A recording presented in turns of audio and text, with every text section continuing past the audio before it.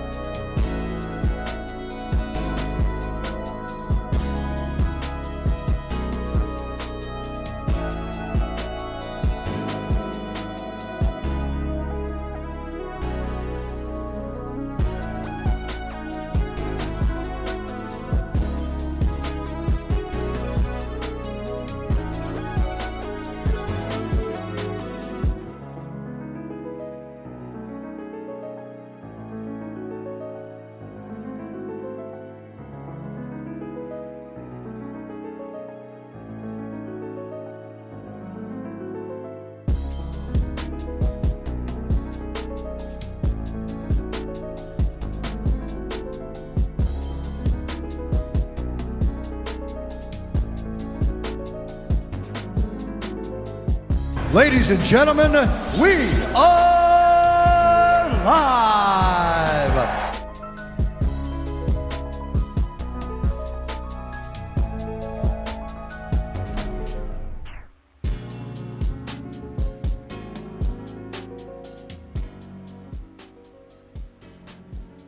All right, welcome back to another stream, and I hope y'all are having a good New Year's Eve so far.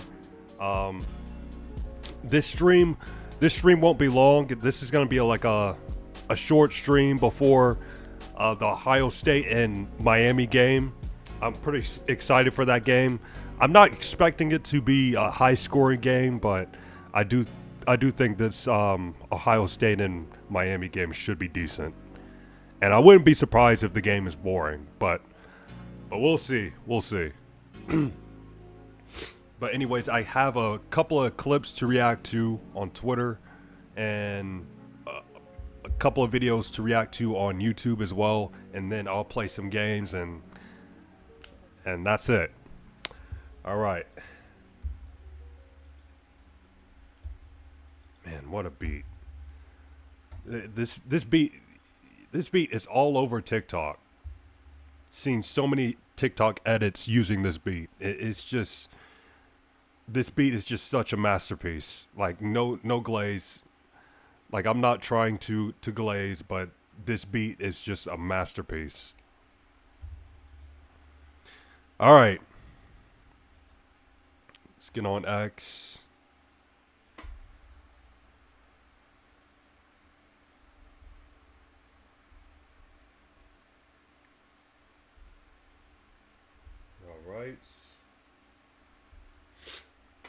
All right, so a rep by Alabama wide receiver Ryan Williams during Rose Bowl practice. And look at this. Look at Ryan. Look what Ryan's doing right here.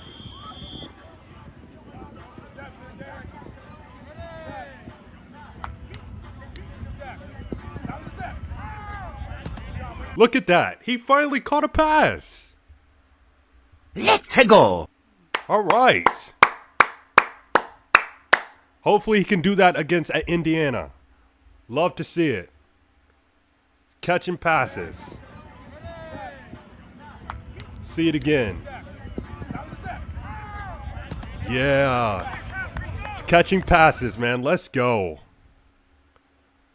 That's what we want to see. Like, I'm not trolling, but I'm not trying to troll. Like, we want to see him catch passes. All right. MF used his special move and missed. What's he doing, a Superman punch? Oh! What the fuck you doing, bro? Somebody open this motherfucker. You get the fuck You on. wanna fucking die? Hey, call her a bitch again. Everybody dies. Including He just missed his special move and he's just still chatting. Jesus. Whoa. Oh, Yeah, ooh, video this bitch. oh, you can Wait, he see. said Diddy? What did he say? Oh, you can go back. You can go back. Video this bitch. Oh, Ooh, video this bitch. I think he said Diddy. oh, you can go back. You can go over there. Exactly. First of all, You motherfuckers don't go home. Oh, that's embarrassing. Just, he misses Superman punch. Who's that bitch? Dude, if I was him, I would be a little embarrassed after missing that. What the fuck you doing, bro? Somebody open this motherfucker. You get the fuck You on. wanna fucking die? Hey, call her a bitch again. Everybody dies. Including Jesus. Whoa. oh, Yeah, ooh, Everybody dies. Including Jesus. whoa. Oh, wait, he said including Jesus? Okay, that's weird oh, for him to say that. Ooh, video this bitch. oh, you can go back. You can go over there. Exactly. First of all, You motherfuckers don't. Okay, this guy's a little weird, but okay.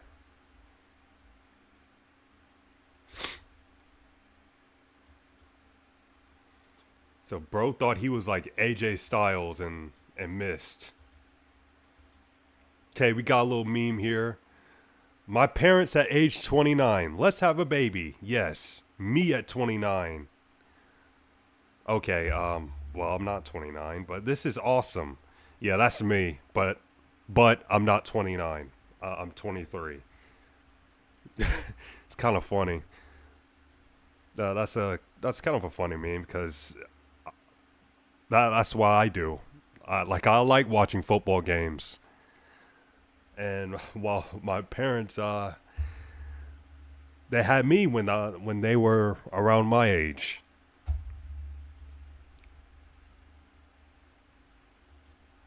All right. Marlon makes his younger brother's dream come true, taking him to a Lakers game where he met LeBron and stable Ronaldo. All right, so my brother's Christmas gift was to go to an NBA game. It's always been his dream. That was his only thing he had on his wish list. I got his tickets to go to the game tonight. Hey, let's go! Michigan threw an interception. Bryce Underwood threw an interception. Yeah, Michigan and Texas is playing right now, and they're up by 4. Texas is up by 4 points. Me and him about to go by ourselves. Me and him chilling, vibing, because they're going home in like a few days. So it's about to be lit. I'm gonna take y'all with me. LeBron's birthday. I'm seeing him on his birthday.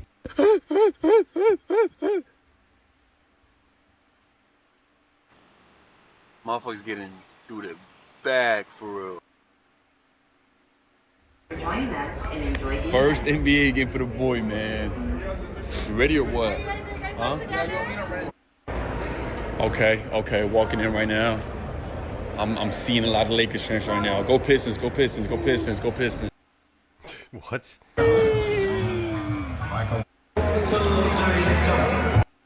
Man, look at Marlon, man. So inspirational. All right, 2026 will be elite. Well, there's a will, there's a way. That might be copyright music, so I'm gonna mute it since I am streaming on the Red app as well, YouTube. All right, let's go back.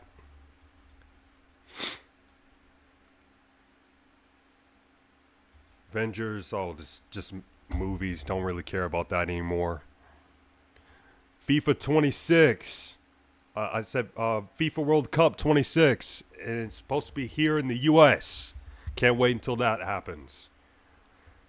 Wolverine, yeah, I'm definitely gonna play that game. Can't wait until Wolverine comes out. Movies, I don't care about the movies. Call of Duty, probably won't play that. Forza Horizon, might play it. We'll see. That's a movie. Lego Batman? Probably play that. GTA 6. Definitely playing GTA 6. Cannot wait until GTA 6 comes out. And it's not coming out on May 26th, unfortunately. It's supposed to be coming out in November. All the way in November. Basically 2027. Yeah, so I'm hoping that 2026 will be a fun year. And probably the greatest year of my life. That's what I'm hoping. Or one of. Alright. Khabib Nurmagomedov is unhappy with how the UFC is moving. All Nurmagomedov, they jump to the UFC and they take over, and the last couple years, they changed a little bit politics, and I don't like this, to be honest. Like I say, this is sport. It's have to be fair. They cut so many fighters, they have they don't even lose in UFC. They just finish contract, they don't give him new contract. Honestly, somebody have to talk about this. This is what I finished. They cut so many fighters, to be honest. Like I say, this is sport. It's have to be fair. They cut so many fighters, they have they don't even lose in UFC. He's talking about Muhammad Mokaev. Even though Mokaev won against Manel Cap, they still cut him. Just finished contract, they don't give him new contract. Honestly, somebody have to talk about this. This is what I don't like. Because I remember myself, 2012, when just they signed me, they told me, my friend, your name it's very hard to say your name. You need a nickname. I'm like, what? I have my name, why I need nickname? And I asked my manager, what is this nickname? What do you mean? Nickname. I have my name. No, because your name is very hard for them to say. Okay, I take Eagle because it's symbol of Dagestan. But after 6 years, everybody knows my name. They need somebody who talking, who drinking, who show up. Drinking, all this show stuff. up. You understand? They want. Definitely talking about someone like Connor. They want these kind of fighters. In end of the day, this is sport. Best versus best. Not like best dancer or who have best haircut. Fight like or who have best followers. And he said best haircut. Sounds like he's talking about Sean O'Malley. Like they like trash talking. They like entertainment. I understand. Like it's have to be fair. Yeah, I mean, Khabib isn't. Yeah, he isn't wrong. You know, these days, UFC is more like a business. You know, you have to sell yourself to sell fights. Just for example, like have a social media account and post yourself doing some stuff or saying stupid stuff, or just act arrogant or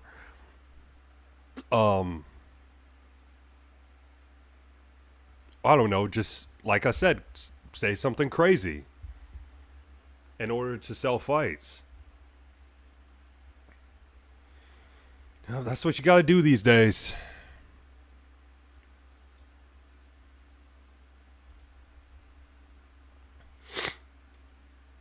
All right. Sorry for sniffing. I got a little cold.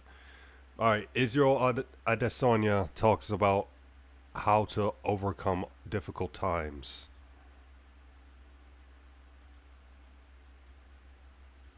Like it might be like something bad happens in your life. How'd you bounce back from it? Oh, You look at it. nothing lasts forever.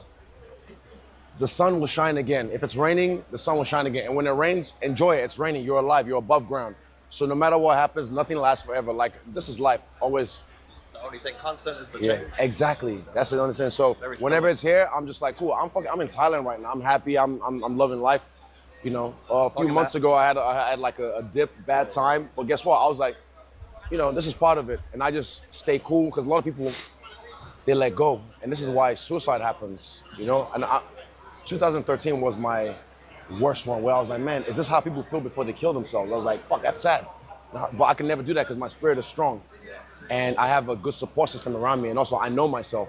So nothing lasts forever. The good, the bad, the ugly, the beautiful. Enjoy it all. Like it might be like something I'll bad say- happens. Okay, some inspirational stuff from Izzy. Okay.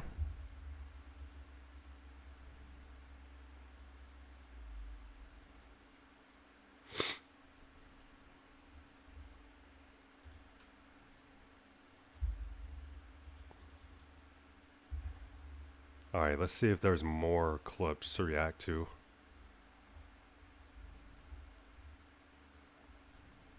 Well, actually, never mind. Let's get back on YouTube.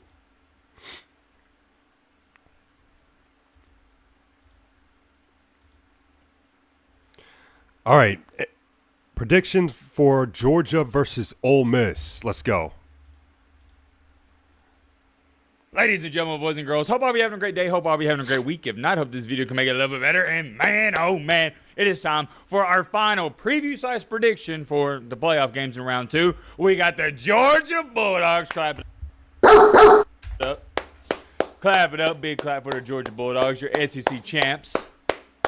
Champions, whatever you want to call them, versus, I was about to say the Lane Train. I guess we're going to call them the Pete Golden Train. Nah, that don't sound good. We're just going to call them the Ole Miss Rebels. Now, fun fact for you, this is their second time playing this year, and Georgia got the best of Ole Miss in the regular season. But guess what, my friends? This is no longer the regular season. We're talking about the playoffs. It's winner go home. And also, the first time where Georgia got the best of Ole Miss, that was a home game for Georgia. Big shout out to Kalshi for sponsoring this video. On Kalshi, you can book. We do not care. Money on your favorite teams. So, they're going to be favored by. And I got it right here. Georgia is favored by, I would say that's about right. I thought it was going to be about 7 or 8 points, 6.5. Wow, that is crazy. Indiana, imagine telling someone this years and years and years ago. Indiana would be favored more in a game against Alabama than Georgia's favored overall. But I just can't fathom that. That is crazy. But yeah, here we are. Georgia's favored, and I'm not going to act dumb for you guys. I'm not going to act oblivious to the facts. Let's just call it for what it is. I'm just going to come out and say it. Georgia is supposed to win this game. Georgia has the better overall football team. Georgia has the better head coach. There, I'm saying it. I'm not pandering to you guys. We know Georgia's supposed to win. They play 10 times. Georgia's winning 9 out of 10 of these, especially with Lane Kiffin gone. And yes, that does matter. I know Lane Kiffin's not out there on the field making one-handed catches, blocking, doing all that, but not having your main head coach who got you up until this point is going to factor in, and it does matter. This will be our final game of, I keep wanting to say the weekend, but you get the point. New Year's Day, out of all the playoff games, because you got Miami, Ohio State. They're playing tomorrow night. You got Alabama and Indiana. They're playing at 3 p.m. We got Texas Tech at Oregon. They're playing at 11 a.m. And we got Ole Miss and Georgia playing at 7 p.m. They're getting the primetime slot on Thursday night. I don't think anybody's going to be too opposed to that. And I think your average college football fans looking at this game going, what are we talking about here, Matty boy? This is Georgia, right? This should be an easy win for them. But just like Lee Corso says, not so fast, my friend. I beg to differ. I think you'd be doing Ole Miss and yourself a heavy disservice if you're just assuming this is going to be a cakewalk for the Georgia Bulldogs. We're talking about Ole Miss. This isn't like the Ole Miss and Tulane prediction where Ole Miss dominated Tulane in the regular season and then they dominated them in the playoffs. That was an easy game to predict. Guys, they played earlier this year and Ole Miss was leading all throughout that game. They scored 5 touchdowns on their first 5 possessions. Georgia didn't have an answer for them. And they're lucky, when I say they, I'm talking about Georgia, they're lucky that Ole Miss's defense was sucking it up because they would have lost that game. Since Georgia is supposed to win, they're the big-time heavy favorite, let's talk about how Ole Miss can pull off this upset. Well, for starters, let's just throw this out there. If you can't stop this Georgia offense, which you were unable to stop when you played them, what was that, about a month or 2 ago, you can just pack your bags up and go home. You're not going to be able to go score for score with Georgia. Trinidad Chambliss, I like him. He's an outstanding quarterback, but he's eventually going to make a mistake. He just can't keep up with Gunnar Stockton in that Georgia offense. There's no way, because it's way too easy for Georgia. They can run the ball, play action, and pass it. The reason Ole Miss was going score for score with Georgia is because of why? Is because of what? Trinidad Chambliss was throwing dots. It's not like Ole Miss was just running all over this Georgia defense. No. You're going to have to throw the ball through the air, and he's not that accurate. You can rely on him to get you 30 points, but you can't rely on him to get you 40-plus points. No way. It's not a recipe for success. Therefore, you should know where I'm going with this. Hey, Lacey, Keelan Lacey, I know you're probably going to LSU after this season, but you need to step it up. I'm talking about he needs to have bare minimum 150-plus rushing yards in this game. Yeah, he needs to step up for sure. And and I can also see him going to LSU. And if Trinidad Chambliss, if he gets an extra year of eligibility, yeah, he's going as well. For Ole Miss to even have a chance. Georgia is going to score points. It's very similar to Steph Curry when you're game planning for a guy like that. You don't go into a game where you're playing Curry, Kevin Durant, or prime LeBron James, prime Jordan, and you go, okay, we're going to try to shut them down to 0 points. No. What does the word coaches always say? Contain. Let's just try to contain them. What is containing Steph Curry? Holding him to 20, 22 points. I know that sounds absurd to say, but it is reality. You can contain Curry, hold him to 20 points, don't let him get hot behind the three-point line, bang out 8 to 9, 10 threes, you're going to have a chance to win. But if he catches fire, it's over. It's GG's from there. I would say that should be the game plan for old Petey Pete Golden against the Georgia Bulldogs. Let's just try to contain them. They're going to get theirs. They're going to get points. They're going to get rushing yards. But let's try to limit the possessions. Slow the game down. You do not want to get to a high-scoring affair with Georgia. You did it earlier this year, and I keep going back to that because it's a great example. They've already played, and it didn't turn out in your favor. It didn't fare out in your favor. So why don't we switch it up a little bit, Pete Golden? Low-scoring affair, limit the possessions, attempt to run the ball even if it doesn't work. You got to keep running it. You got to make the Georgia defense be honest. And let's try to make this 31-28 game. That's not even insanely low scoring, but it's lower than what it was earlier. Or how about this? A 28-21, 28-24 game. That's more of Ole Miss's style, and that is going to be their recipe for winning this ball game. The bad news for Pete Golden and Ole Miss is Georgia is so good this year. They can beat you in a low-scoring game. They can beat you in a high-scoring game. It really doesn't matter. It's pick your poison. But I would say Ole Miss is going to be much better off if they can keep this low-scoring. In a perfect world, it's something around 2017, 20-14, something like that. Not only do you need Kewan Lacey to be electric on the ground, get you over 100+ rushing yards, Trindad Chambliss, you got to scramble more as well. When they give you running lanes, take them. There were multiple times in the first matchup where Georgia, nobody had a quarterback spy on him, and he could have ran for 10 yards. Instead, he decides to pass it. It's incompletion. Take the yards. You got to take what the defense gives you. Now, he did a great job of not turning the ball over against Georgia in the first matchup, and, of course, it goes on being said, you need to do that in this one. You have an interception or two, it's going to be over before it even starts. Recipe for Ole Miss's offense is so simple. So simple. You got to have some run success, and I'd like to see some long extended drives. Recipe for Ole Miss's defense. Well, good luck. That's all I know to tell you. Good luck. Good luck. You're not stopping Georgia. You're not going to. But what do... Not stopping Georgia. Gunnar Stockton, Nate Frazier, Zachariah Branch. We talk about only if they're gonna ball out against Ole Miss. I'm telling you, they're gonna ball out. A few minutes ago, only a few seconds ago. Let's contain them. I'm trying to think back. I don't know if they actually even got one stop. I don't think they did. They didn't get one stop in the first matchup. This is going to sound pitiful to say, but it is reality. Can you get one stop in this game? I don't think that's too much to ask for. Realistically speaking, you probably need to get 3 to 4 stops if you want to win. I don't really think that's unreasonable to ask out of your defense, but considering you didn't even get one in the first matchup, maybe it is. How about this? Let's aim for 2 or 3 stops. Ole Miss isn't a great defensive football team. They're okay. They have their flashes of greatness. They're going to need a little bit of this. What was the recipe for beating Alabama when Nick Saban was there? Nothing that you're going to do. You just need Alabama to beat Alabama. You need Bama to shoot themselves in the foot. Well, that's what Ole Miss needs in this one. You need Georgia. You need Gunnar Stockton to throw a pick six. You need to force a sack and also strip the ball. Get a scoop and score, a punt return touchdown. You need some chaos to ensue. More importantly, going back to what I was talking about, you need Georgia to beat Georgia and help you out. Because if y'all both play your A-plus game, Georgia's going to win by 10 or 14 points. That's reality. Need to throw in some blitzes. You just need to create havoc. Even if it doesn't work out, just keep trying. But the big dilemma with that is Gunnar Stockton, he's so sound. I thought he should have got invited to New York. He just doesn't make many mistakes, and he's who you dream of in a quarterback. Let's go over our 3 checkpoints in this game. Which quarterback do I trust more? You know I'm about to say next. I love him. Should have got invited to New York. He got robbed. Not saying he should have won the Heisman Trophy, but should have got an invite. Got to do that whole experience and all that nice stuff. Gunnar Stockton. Which head coach do I trust more in this game? Well, considering he is one of the best head coaches. No. He's not one of the best. He is the best. Definitely Kirby Smart. Head coach in all college football currently. It's Kirby Smart, and that one's easy because Ole Miss doesn't even have a head coach. They have an interim head coach, and Pete Golden. I think Pete Golden, he's just a big goofy goober. As much as a goober as I thought and currently think Lane Kiffin is, and you know it's all love and respect, Pete Golden's an even bigger goofy goober. That's a different video for a different day. Check mark number 3. Which team do I trust more in this game? LOL, my friend, LOL.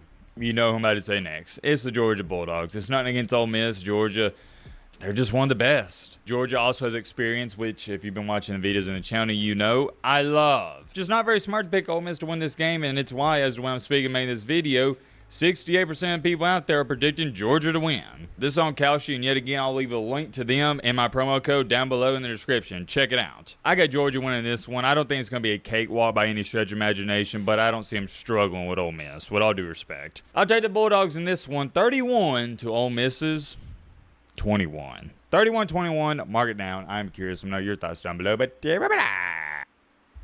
Description. All right, seen that. All right, one more. 2026. And also, I have the Georgia Bulldogs winning. Okay, my 2026 predictions. All right, let's see. That would be a pretty interesting video to watch, so why not? Predictions. 2025 just felt like a filler year, and I think everybody can agree on that. So that's why I'm trying to predict things that are going to happen in 2026. It's a pretty packed year. We got a good year ahead of us. I can't even lie to you. GTA 6 is supposed to come out. And speaking... Yes, but I hate that it... Right. We got a good year ahead of us. I can't even lie to you. GTA 6 is... Yes, but I hate that it's coming out in November. But it's better late than never. And it's probably best to not rush it. is supposed to come out. And speaking of, that is my first prediction, is that GTA 6 will come out on time. GTA 6 is currently set to release on November 19th of 2026. And after being delayed all these times, it's gotta happen. I mean, this is like, what, the second time it's been delayed? And the reason why I'm saying they're not gonna do it again is because, one, they already did it twice, and two, between Thanksgiving and New Year's, like right around the holidays, is the time of year people spend the most. So to be honest with you, that might be why they did a November release date. It might not have anything to do with the game. I mean, let's keep it a stack for a second, guys. It's probably already done. They're probably just sitting on it now. At this point, they just want us to starve for an extra year. But the graphics do look insane, though, so this probably is taking a lot of time. They're really getting down to every detail, even the way liquid moves in a bottle. But you know what, bro? If it's heat, it's heat. I can't complain. After the absolutely atrocious release of Black Ops 7, we need some good games to bless. The absolutely to be honest, back to the GTA 6 game, like, I wouldn't be surprised if it takes up all the storage and we literally have to delete other games, pretty much all of our games, to download GTA 6. I wouldn't be surprised. But you know what, bro? If it's heat, it's heat. I can't complain. After the absolutely atrocious release of Black Ops 7, we need some good games to bless us. And I think GTA 6 will come through this year. The Super Bowl will be Patriots versus Rams. Patriots versus Rams? I don't know about that. 6 will come through this year. The Super Bowl will be Patriots versus Rams. Dude, I can't see the Patriots going that far. I can't see it. I mean, I wouldn't be too surprised, but I think they're going to get beat eventually, obviously. Maybe by, I don't know, probably the... No, I have to see the bracket. I have to see the bracket, and the bracket isn't official yet, obviously. Rams.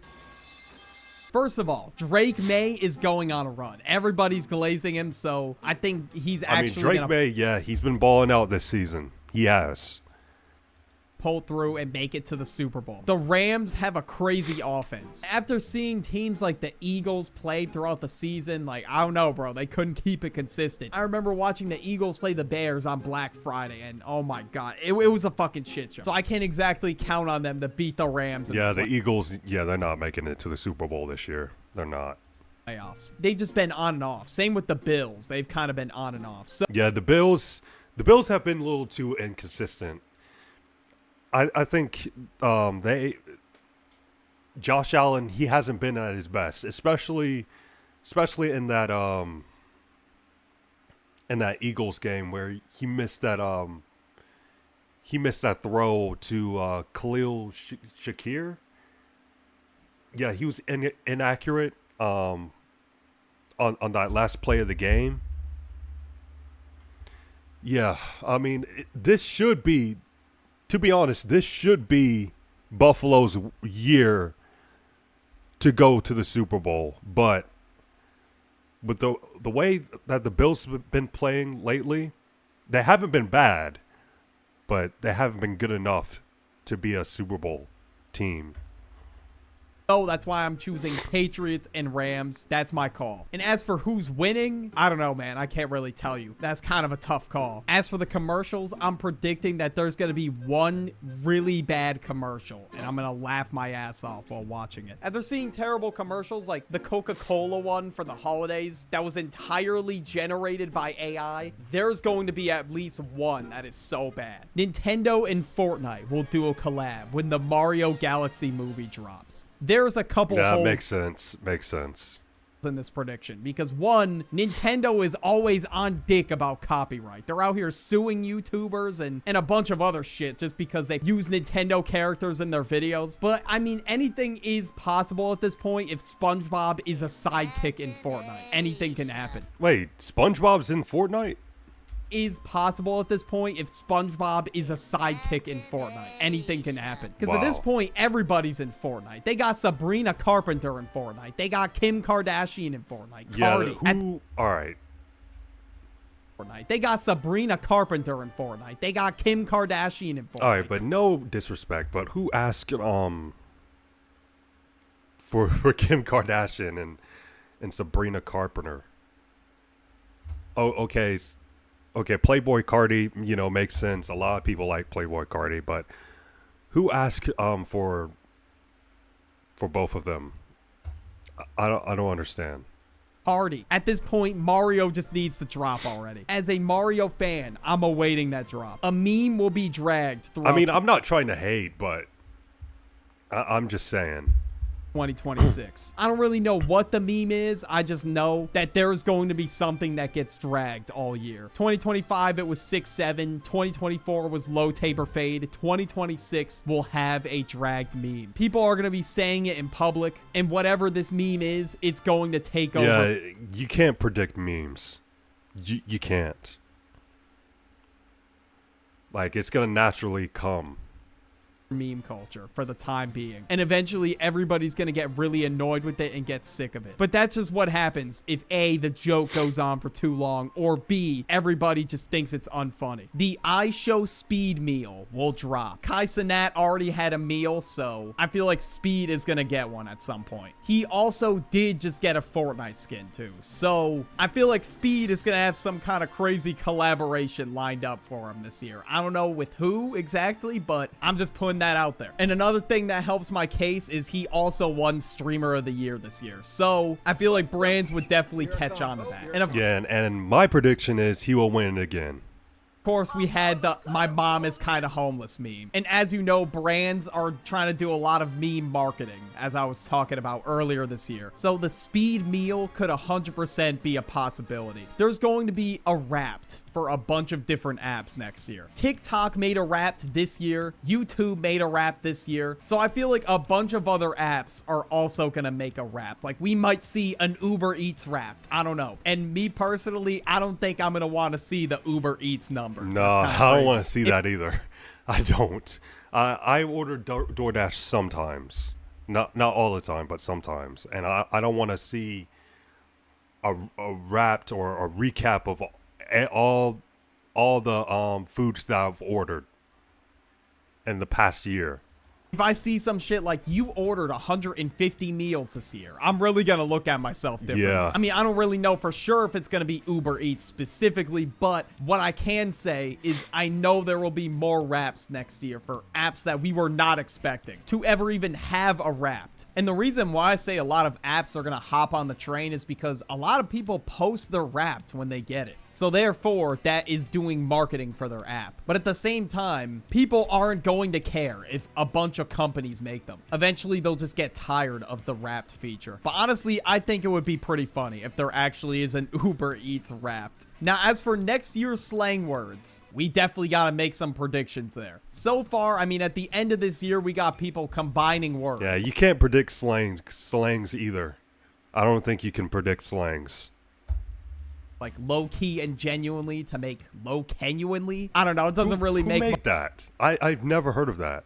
And that sounds pretty cringe. Much sense to me, but I guess that's the new slang now. And they're even adding flow state in there, like flow genuinely, like they're just combining as many words as possible. So I feel like word combinations will be a huge part of slang next year. I feel like this year there were a lot of different abbreviations for slang. So I feel like this year it might just be a bunch of different combinations of words. Imagine if I get all these on the money, like I'm actually gonna be so shocked. There's actually no way I get all of these right though. But hey, anything can happen because at the beginning of the year, I definitely was not expecting to use the most random emojis on the keyboard, like the wilted rose. A huge YouTuber is gonna come out of retirement. I don't know who, but Unk's gonna come back and it's gonna be crazy. Somebody that we all watched growing up is definitely coming back. They're gonna miss YouTube and they're gonna realize, damn, I need to come back again. Because I feel like personally, the day I retire and I'm like, damn, bro, this is all over, I'm definitely gonna miss this, bro. I can't even lie to you. I would 100% want to come back one day. So I feel like somebody will want to come back and just make content for the love of the game. There's going to be a movie that drops that is so bad, it's going to be worse than Morbius. It's going to get clowned by the entire internet and everyone's going to show up to the theaters just because the movie's getting clowned and they want to see how bad it actually is. There's going to be a huge budget put into this movie just for it to be ass. It's going to have one of the lowest Rotten Tomato scores ever. There's going to be a few people that are like, you know, it wasn't too bad. But for the most part, everybody's going to say, that shit was garbage. You can keep it. Okay, editing Birdie here. I got sick as fuck in the middle of recording this video, but I gotta get it done somehow. I gotta post this before 2026. So anyways, the next prediction that I have is that we are going to make a groundbreaking discovery about Mars. I don't know why I'm just throwing random darts at a dartboard at this point. I don't know why I'm saying this, bro. I just have a feeling. I feel like there's definitely some untapped knowledge about Mars that we don't know about. That would be crazy if there was some kind of other life form on Mars and we didn't even know about it. Okay, it's probably not that, but you get the point. I don't know, man. It's a whole nother planet, so you never know. Another mobile game is gonna get revived like crazy. I don't know which game, but similar to the effect of Clash Royale this year and Subway Surfers in 2022. I don't really know which game it is, but I feel like these mobile... No, I don't even play mobile games anymore. I don't.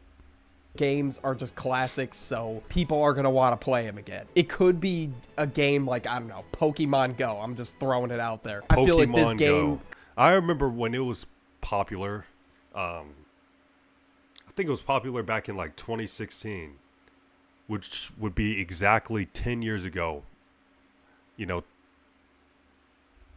yeah, 10 years ago.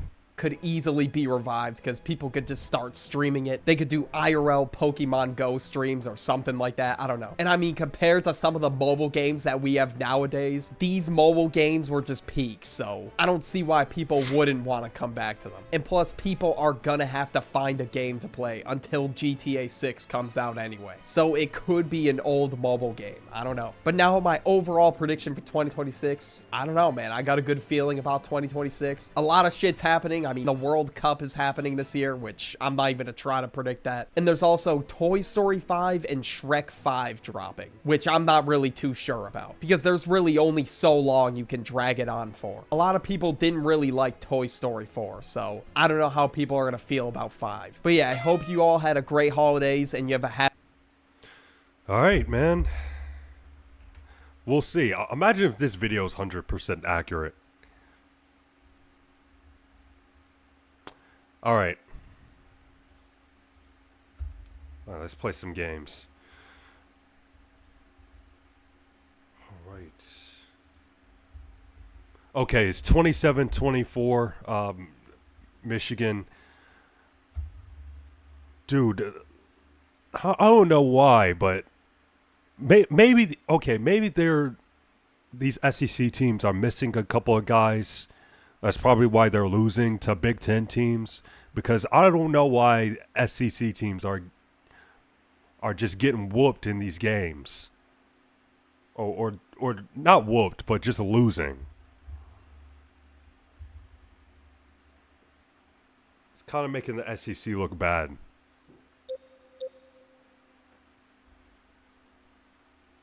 All right, they just scored. Let's go. Texas just scored. All right.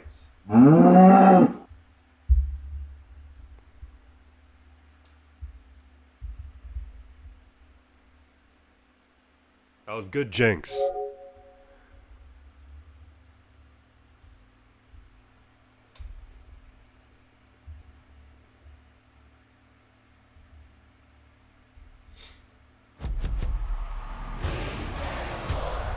It's in the game.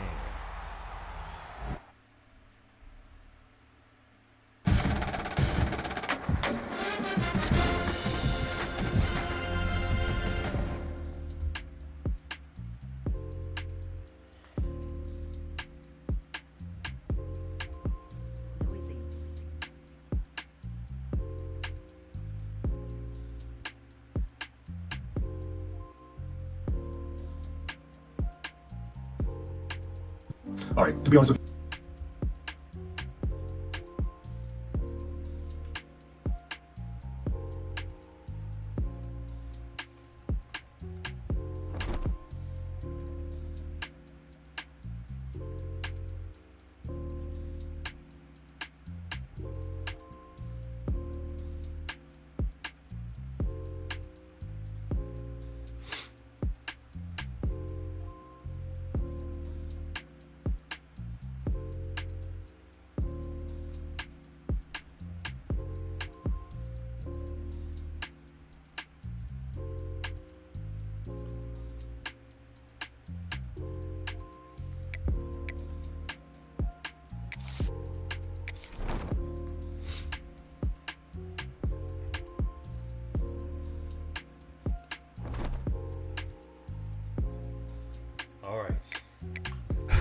Well,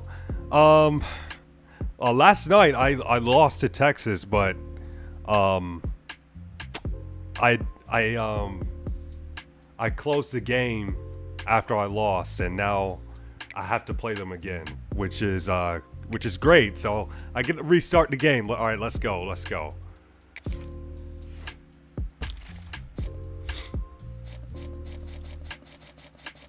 We're gonna forget that happened last night.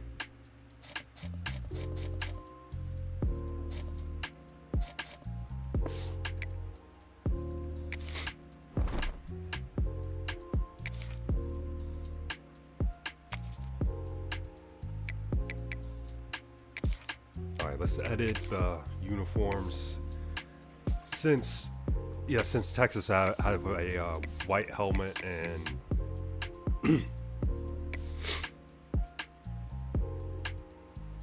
and a white pants. Let's go with garnet pants.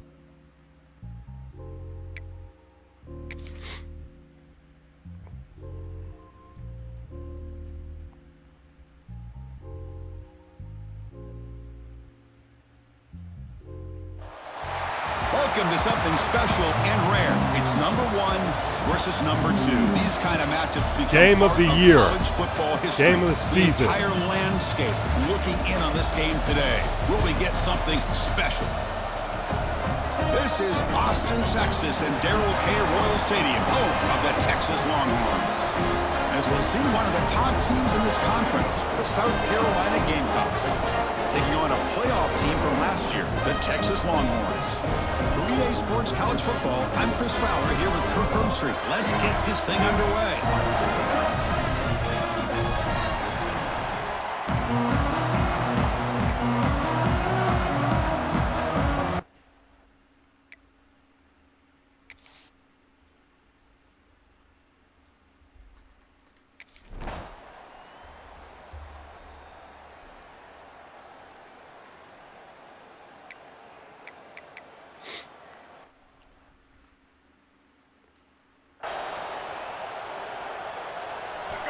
And this crowd coming to life here, trying to help the defense get a stop with the offense pinned back.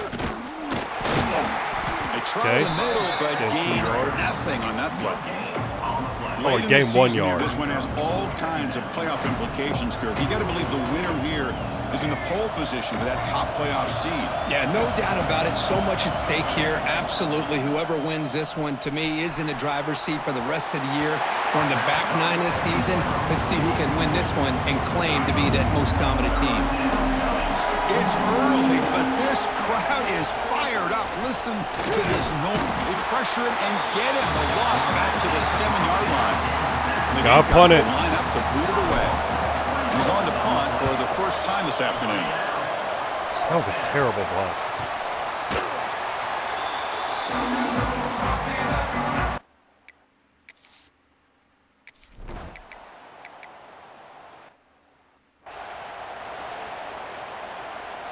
Second down play coming up for this offense.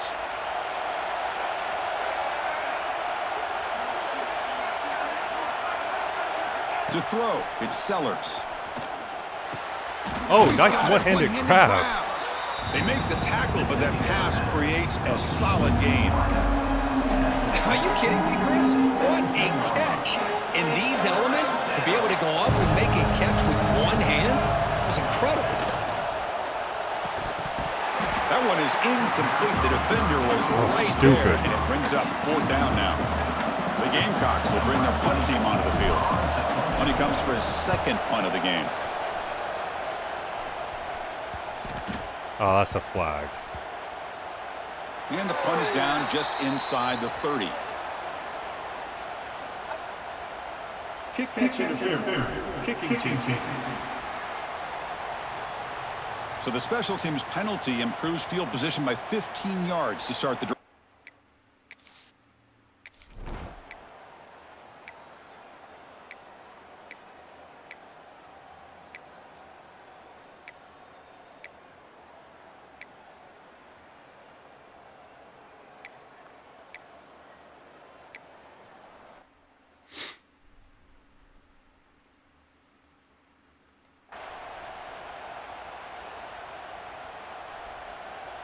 Second down play coming up. Throwing off play action. He's running out of time here. On the run here, let's There we go, first down. Short pass finds the tight end. All right. The Gamecocks pick up enough yardage to move the sticks. First down here for this offense. Using the ground game here. Tailback has the handoff. First down and more. He's still running. Brought down, but it's past the line to gain.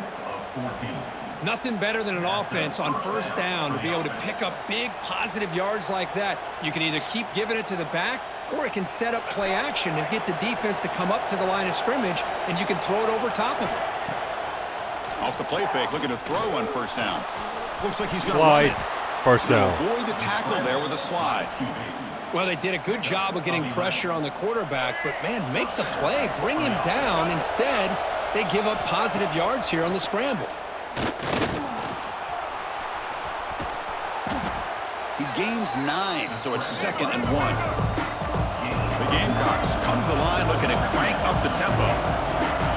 Intercepted. Looking downfield, it's Sellers. He escapes the pocket. Makes the grab. Can he? Bryce Underwood threw an interception, man. Let's go. We need the Longhorns to win. Get there. And he gets in. But not on this game. Touchdown, South Carolina. South Carolina scores, man. This Let's guy go. can do it all. We've seen him go behind coverage and make plays downfield. We can see him catch the ball underneath just like this. When he catches the football, he's so dangerous after the catch. This one leads him into the end zone for the 6 points.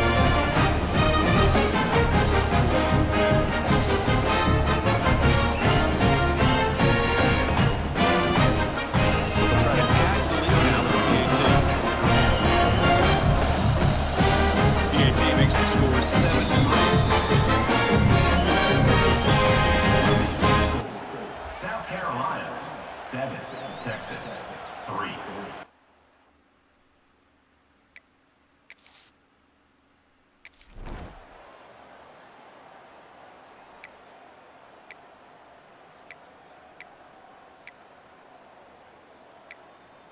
They scored.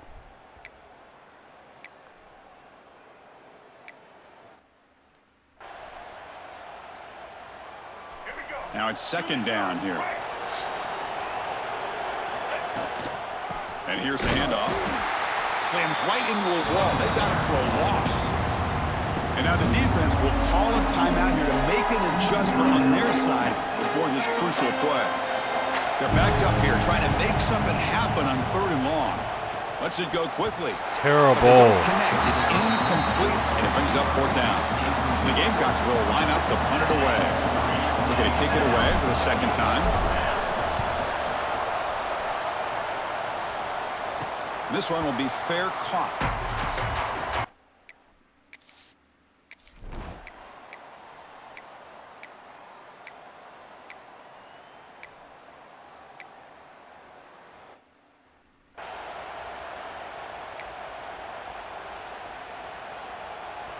Offense getting set up. Here's 2nd down.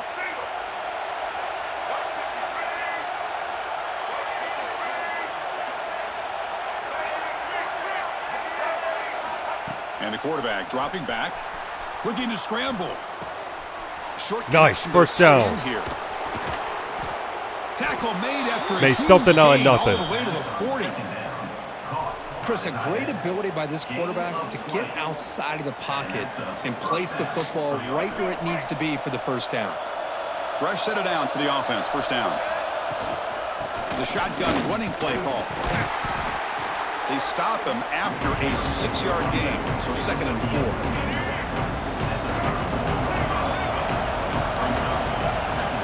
Off the play fake, looking to throw the football.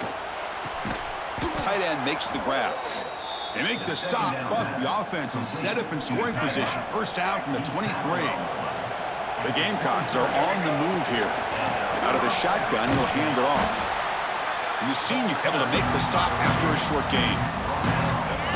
Chris, you know, the spread era over the years has always grown offensively, but what I've been always impressed with defenses that really build their defense to play in space still have an ability to be sound at the line of scrimmage and defend a running game. It's exactly what we saw right there.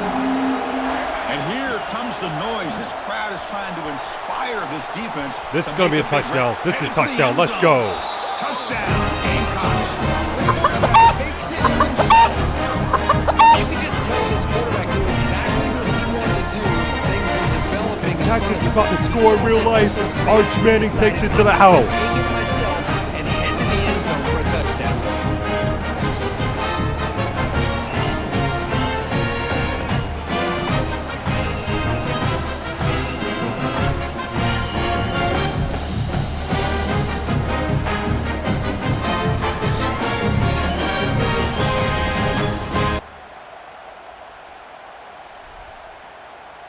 Now the try here for the extra point.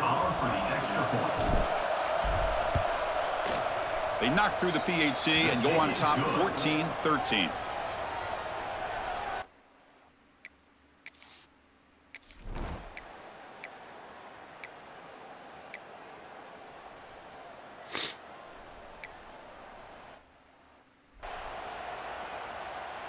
All right, it's 38-27. Yeah, it looks like Texas about to win. First play of the drive now coming up from the 29. Shotgun formation. Here's an inside give. Tough running there, but not quite enough for a first down. Second down after that run on the previous play. To throw, it's Sellers. Defense is coming after him. It's incomplete. He took a hit as he threw the football and brings up a third down. Not going to be easy here. Backed up a long way to go for a first down. Drops back, needing a third down completion here. Throw it away. And he decides to just throw it away. That's going to bring up fourth down now. And the Gamecocks will line up to punt it away. A low line drive, ugly punt. Returner decides to fair catch this. Okay, the Texas offense comes back out on the field. Last time the defense. All right, let's jump ahead.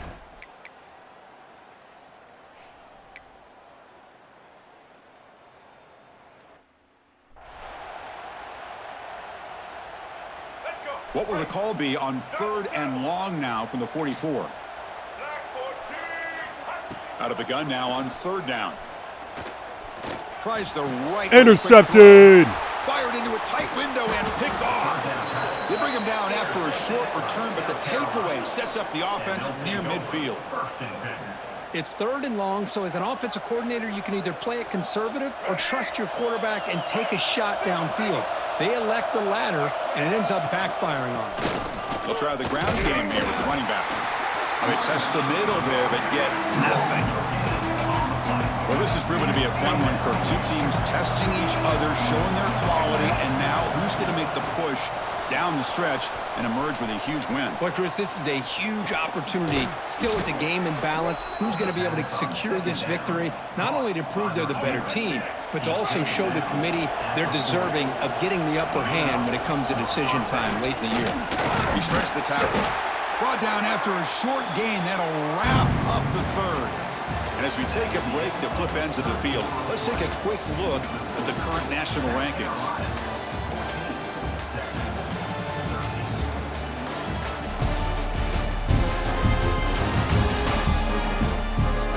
We're set now for the 4th quarter. Who is going to make the crucial plays to take home this W? Oh, Bryce Underwood threw another interception. Yeah, that is definitely an interception. Kept his 2 feet in bounds. Yeah, that's an interception for sure. Yeah, this game's over. See, this game's over. Man, shout out to Texas, man. Hook 'em.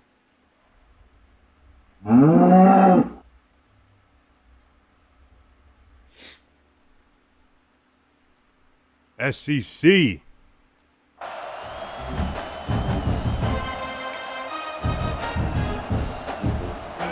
First play of the quarter. Offense setting up for a 2nd down play. Dropping back. It's Sellers.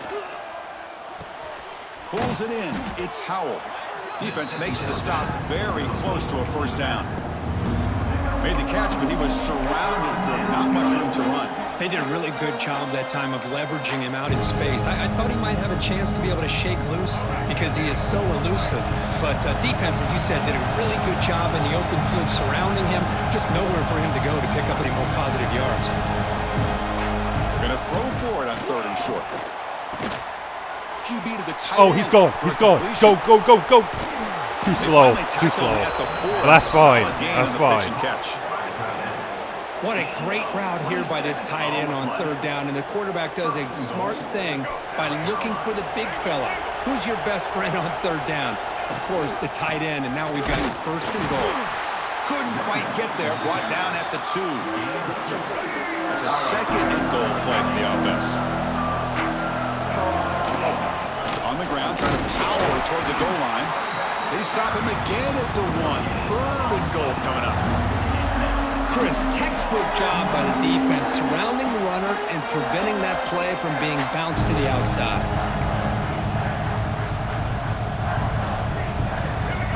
And the crowd coming to life here, trying to help this defense down in the red zone.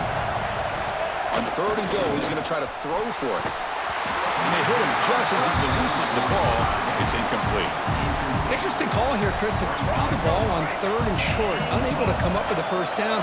Now here, 4th down, you got a big decision to make. You kick the field goal just to add to the lead. Touchdown. And he takes it in for the score. Touchdown, South Carolina. I thought there might be some initial penetration by this defense. The offense decides to run it up the middle. And I got to give all the credit to this back. He saw just where he needed to go and uses that vision to get this touchdown. Extra point up and good. So the lead now is 8 for the 4th quarter.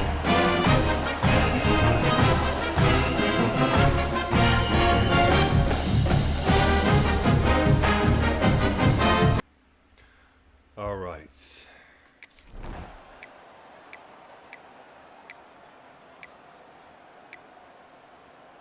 First and goal. They scored. Oh, it's tied game.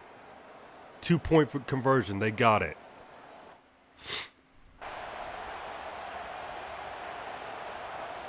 And the first play of the drive now from the 25. Looking to throw. It's Sellers. That one falls incomplete. Good defensive play. Brings up 2nd down. What a hit there by the defender. Tough for the receiver to hold on to the football, but he has that kind of contact. Good, clean play by the defense. Spins away from defenders. No, he fumbled. Scooped up in the defense. Breaks into the clear. At the 10 Oh now. my Touchdown, goodness, Texas. The defense produces 6 points. Wow, we've gone back and forth all game, and now the defense has scored to put their team in front in the 4th quarter. Well, that's an opportunistic play here by this defense. They come up with a turnover. Nice job of being able to get that, but then to turn it into a touchdown to give them the lead late.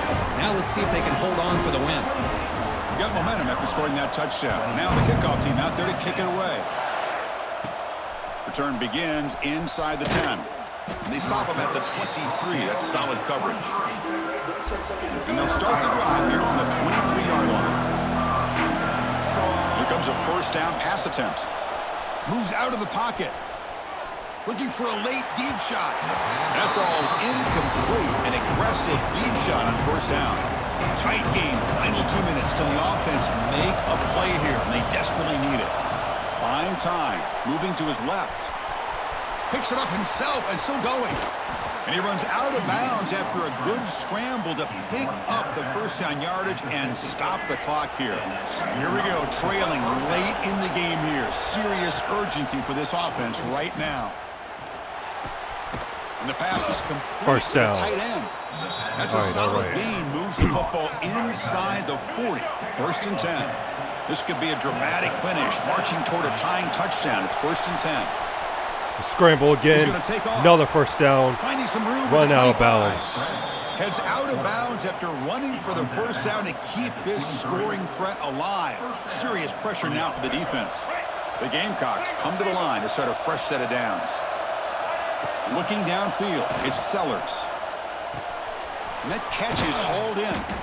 Really solid first Second down and gain, was inches. just short of the marker, so maybe a chance here to take a downfield shot. Second down, they're going to throw it. Makes the catch. Can he get in? Can't get to the end zone. They'll spot the ball at the 2. Hey, this defense doing a good job all game long and not giving up many yards after the catch. Now working with this lead, trying to preserve it. Good job of keeping their eyes up and bringing this receiver down. Gave up some yards, but nothing big to try to hold on to this lead. And he runs out of bounds there to avoid the contact and take the loss. And this big crowd doing everything possible to inspire this defense down here near the goal line. Cannot get the throw. He's taken down. What a huge play at this stage of the game. The offense facing a third gotta call a timeout. from a long way away. The offense will spend a timeout here. 25 seconds on the clock. And they cut into this lead now on 3rd and goal. Out of the gun now on 3rd down. No! Offense recovers the fumble. Keeps going. That's a Oh, good you job gotta by be the kidding defense me. to force the fumble, but you have to have the collective awareness for someone to get on top of it. It's a lucky break for the offense. And the offense will spend a timeout just Dude, we might 14 lose. seconds We left might on the lose clock. this one. This could be the biggest play so far. 4th and goal. And this offense is down. Needs this. They'll try a pass here.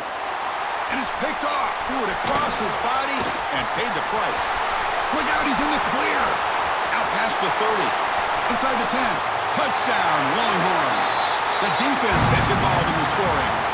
We came in expecting, Kirk, one of the best matchups of the season. In the end, number 1 goes down in a tough battle. Well, Chris, you and I call these games a lot, and there's always such anticipation, but it's not often that they live up to the hype. You think about the last 5 to 10 years, we've called a bunch of them. This was a great one. I'm just glad we had the pleasure of covering it. And that's going to wrap it up for Kirk Herbstreit. I threw it straight to him, man. Yeah, that loss was definitely on me.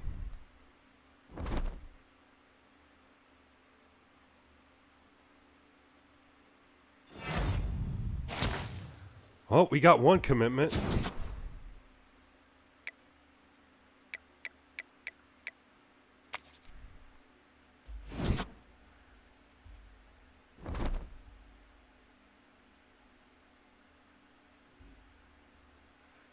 Well, it was nice being number 1 in the nation for 1 week. Now we're back to reality. I mean, still in the playoffs, though.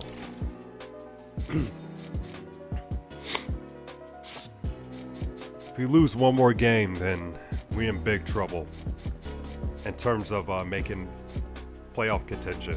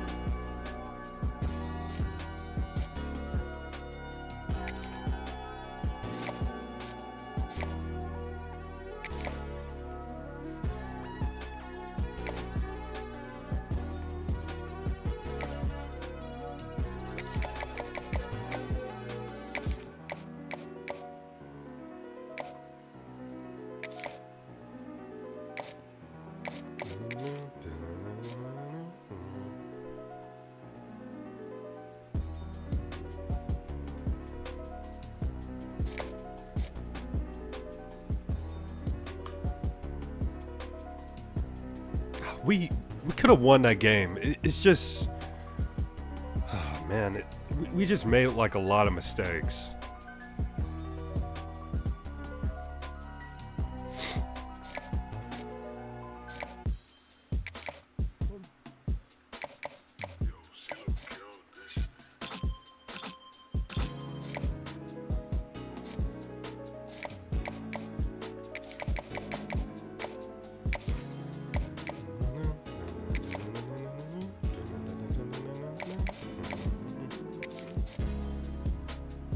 Oh, it looks like he's about to go to Miami. Yeah, we gotta forget about him.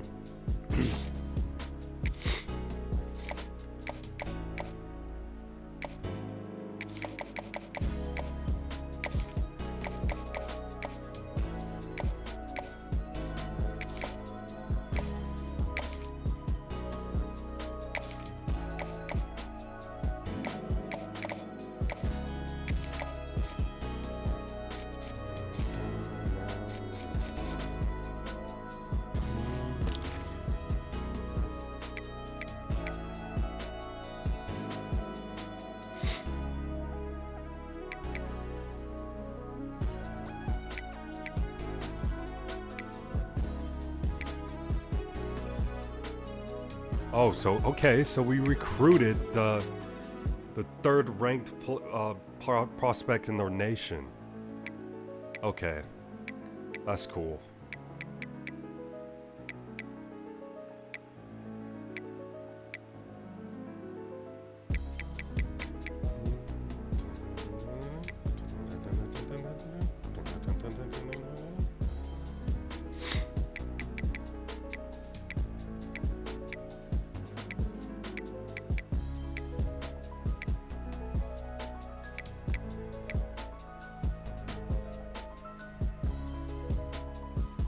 Did we recruit some running backs?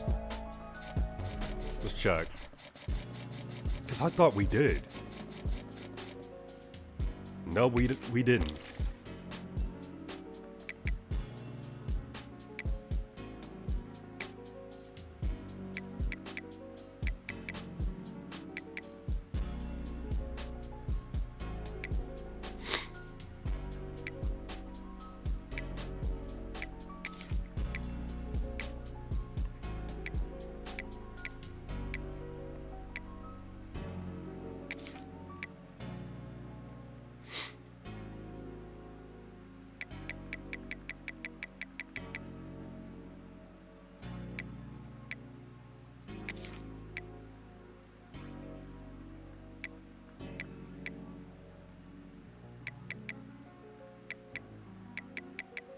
Outside linebacker, or yeah, outside linebacker.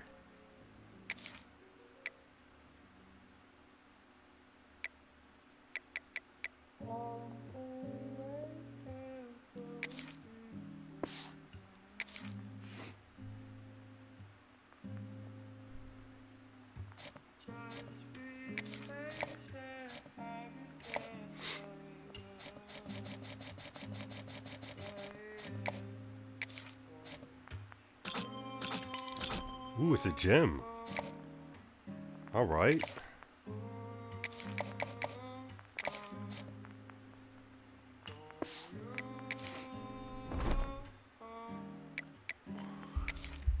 Okay. It's our chance to bounce back against Tennessee. We can't lose a game. If we lose again in the playoff, our playoff chances might be over. If we lose again.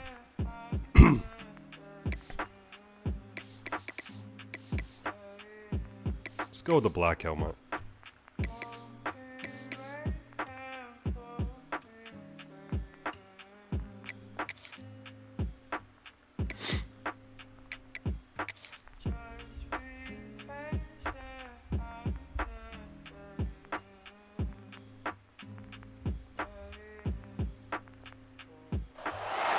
Ranked matchups always elevate the pressure. The heart beats a little faster. It gets a little more intense, particularly if that team across the field is a conference foe.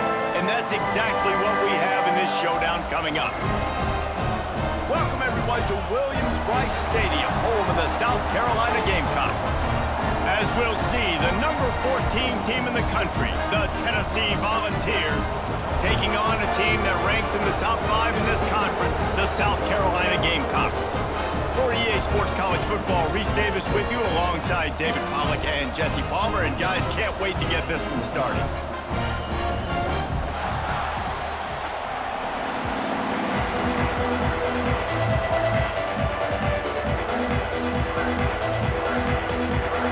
And the Vols will get us started with the opening kickoff.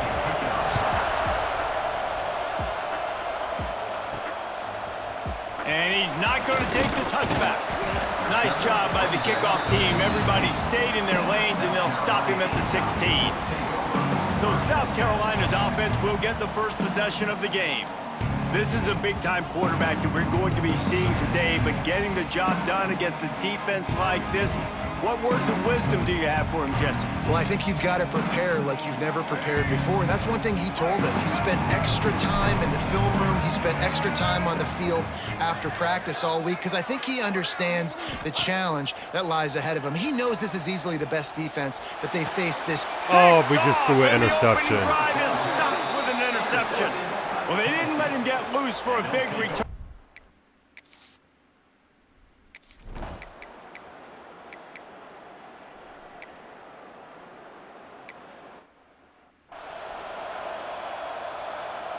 And the Gamecocks are at the line looking to convert on 3rd and short. Dropping back, it's Sellers. Fires downfield. Working on the right. He'll be stopped and forced out of bounds. Mark it at the 47-yard line, and this offense is going to work. Looking to throw on 1st down. He'll try to do it himself. Big play for this offense as they get it to the 32. And I love the change in decision-making, right? That was a much better job. Last possession, tried to force it in there, threw the interception. This possession, it's not there. Take off and scramble. Great. Turning it on. He's gone. Touchdown. And he waltzes in for the score. Touchdown, Gamecocks. An impressive run from the back. Gets him 6 points, good drink of water, and maybe a little oxygen. He definitely needs some oxygen after that long run. It looks simple, right? Just throw the ball off, but when you can make big plays like this, the run game, man, is a big offense. They did tack on the extra point, by the way, knocked it right down the middle. They put together a 5-play, 75-yard drive. And he finished things off with a 32-yard run to the house.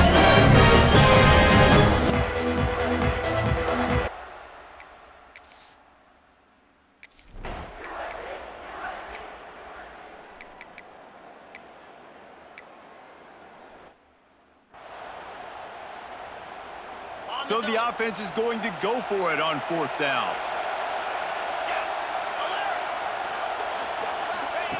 He'll try to throw and pick up the 1st down.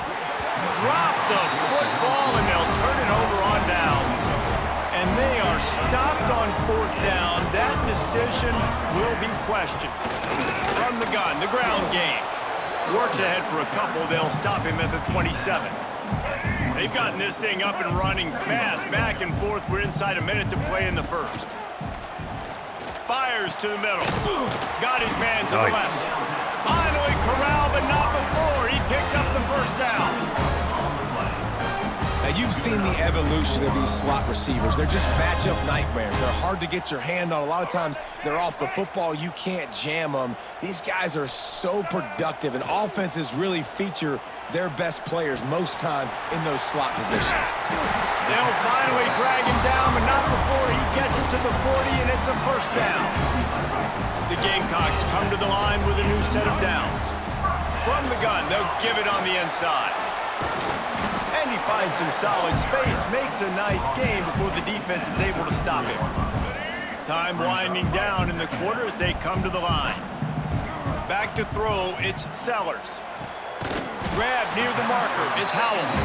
Able to make his way past the sticks for the 1st down, and the time is going to drain out here in the 1st quarter. We've played one, and we are right back where we started, all tied up after the 1st period as we take a look at the stats. We've got a good one going here and looking forward to keep those vibes rolling here in the 2nd. So 1st down here as they go back to work. Wants to throw on 1st down. Unleashes one. Ooh, what a pass. Touchdown.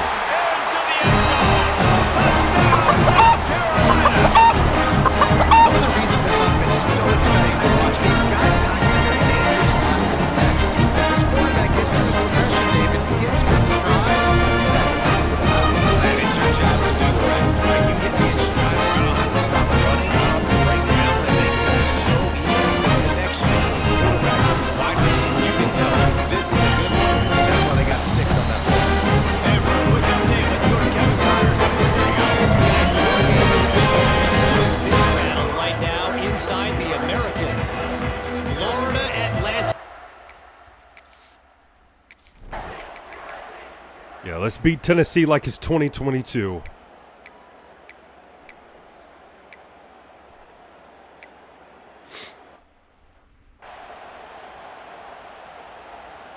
And the Gamecocks buried deep in their own territory, just trying to find breathing room on 1st down.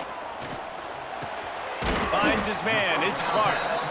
And they pick up just a few on that completion. So now it's 2nd and long. Wants to go up top. Makes the grab. It's Clark. All down, but he has enough to move the chains. Backed up at the 16-yard line. It's 1st and 10. To the air on 1st down. He's going to let one fly down the middle. Picked off, and they ruin an early drive with the turnover. He'll be stopped, but not before.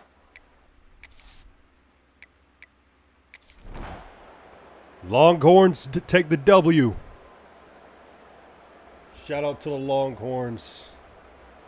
Hook 'em.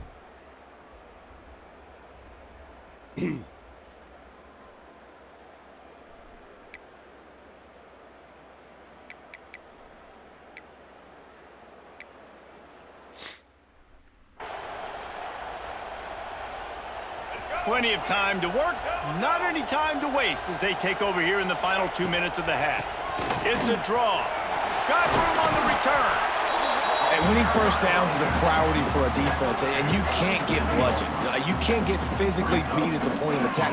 You know the percentages. It's usually pretty good on first down that they're going to run the football. So them getting that big chunk, getting in 2nd and short, not a good job by this defense. The Gamecocks come to the line on 3rd and short, hoping to keep the drive alive.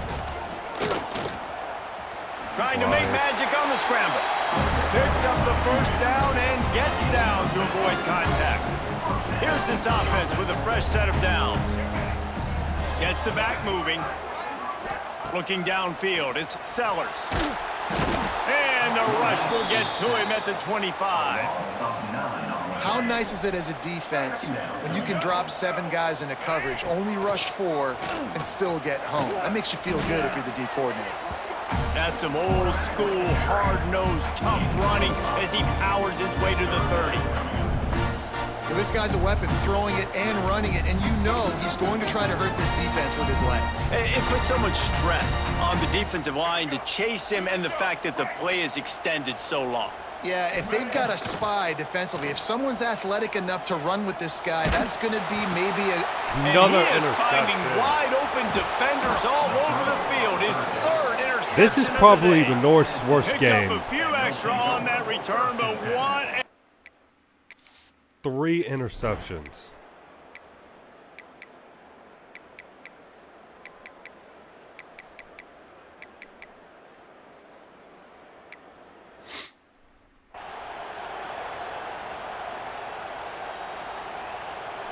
They've got it at the 37. It's 1st and 10. They'll run it from the gun. Breaks into the open. Really good job by everybody there. Well blocked, good run, and a 1st down. They moved the chains on the ground last time. Let's see if they try to hit him up top. Works the middle in tight quarters. Good execution. They move the sticks, and they've got it at the 33. The offense set for a 1st down play. Looking downfield on 1st down. Gets rid of it. And this will be incomplete. A big hit there forces 2nd down. Couldn't make the connection last time. All right, hold on. Let me turn it to ESPN because the Miami game's coming on soon.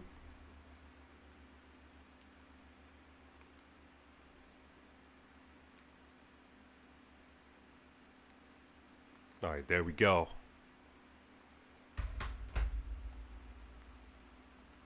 They throw it again.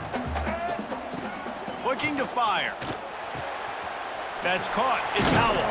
He's brought down quickly. Minimal gain there. Still a bit short of the 1st down. And the Gamecocks in the hurry up. Wants to throw again. Fires to the wideout. Complete to Touchdown. the left. Touchdown, Gamecocks. And that will give them the lead. Flexibility to read is huge, and also the anticipation, the time to be able to throw the football, Jesse, and hit a guy in stride so he can get run after the catch. Get the end zone. That's a nice job by the quarterback. Yeah, it's critical, man, because a lot of times the jump passes are in the end zone. You got to be in coverage, you got to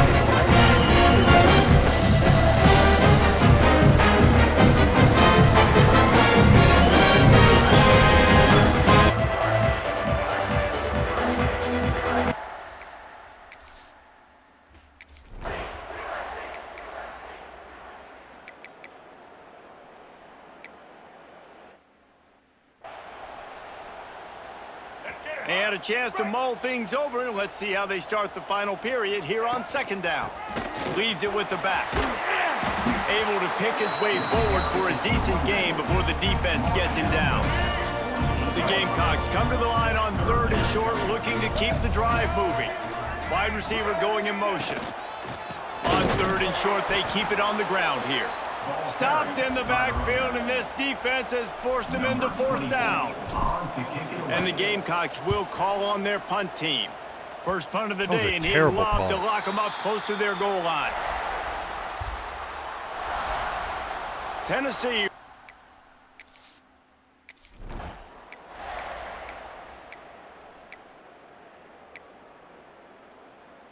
Oh, they scored.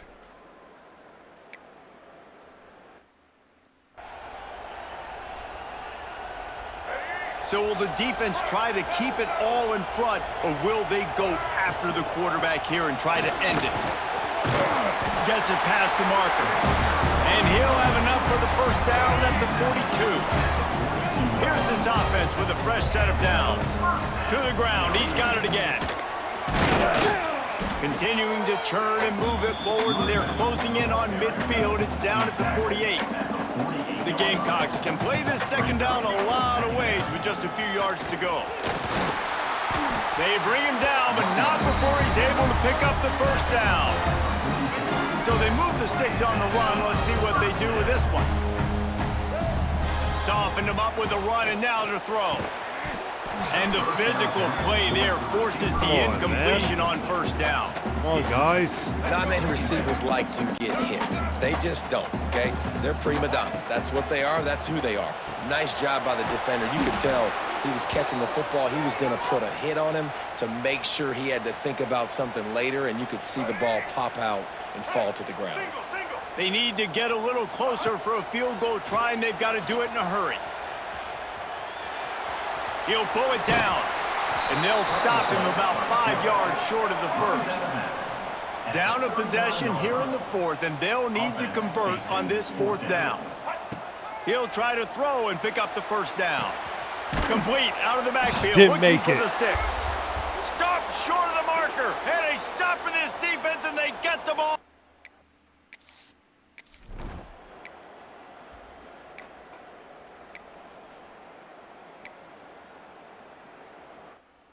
Scored a field goal. 34 seconds left. They're getting set to kick it away, and that last score took a little oomph out of this crowd. And no chance. Dude, our playoff chances might be gone here. At their own 25. The drive starts from their own 25-yard line. Looking to throw, it's Sellers. Got it in the middle, it's Clark.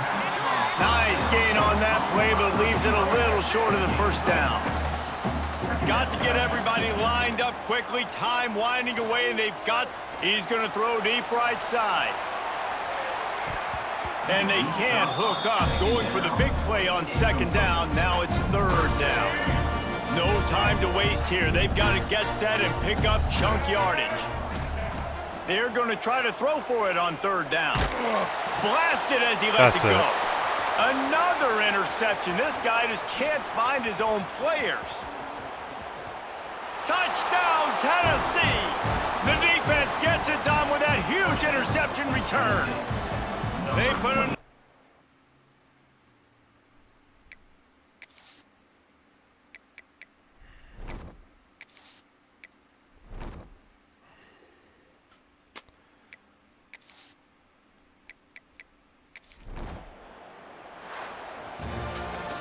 Yeah, my playoff chances is gone, man. Equal, but this one, man, what a ride. A matchup between a couple of ranked teams, and certainly it was a memorable one. No doubt about it. I think there were a lot of eyeballs watching this game, not just fans of these two teams, but people maybe outside of conference affiliation looking in.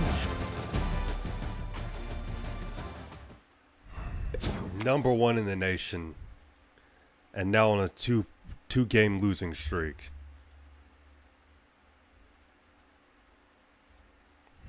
Joke.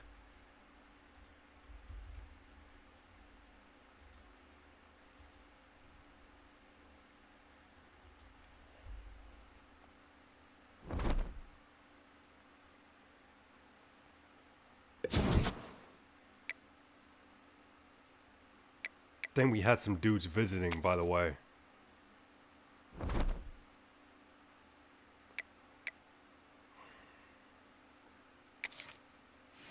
Now we gotta play Florida, who's number 3 in the nation.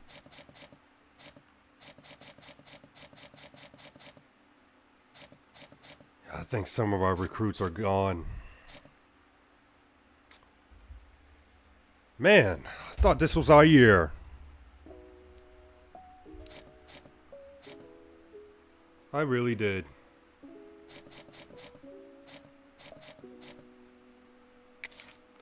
Well, he's about to go to Sooners. Man, I thought that this was our year.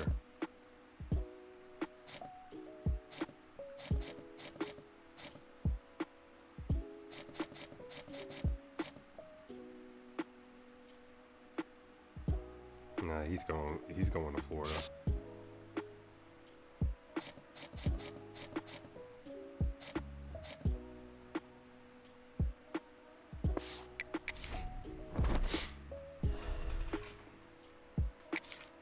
This sucks, man.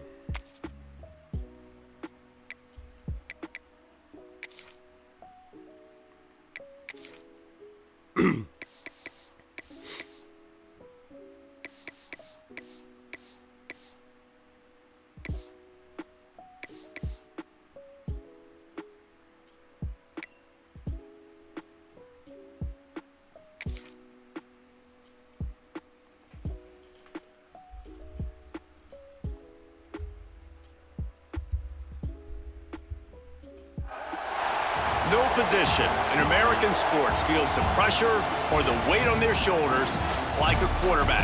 Hopes and dreams of an entire fan base of teams ride on whether their signal caller can lead them to glory. And boy, what a matchup of two elite dudes we have in this one. Welcome to the home of the Florida Gators, Ben Hill Griffin Stadium, better known as the Swamp. As we'll see the number 21 team in the country, the South Carolina Gamecocks, taking on a team from the playoff a year ago, the Florida Gators. For EA Sports, I'm Reese Davis, Jesse Palmer, and David Pollack with me. Guys, can't wait to get this started.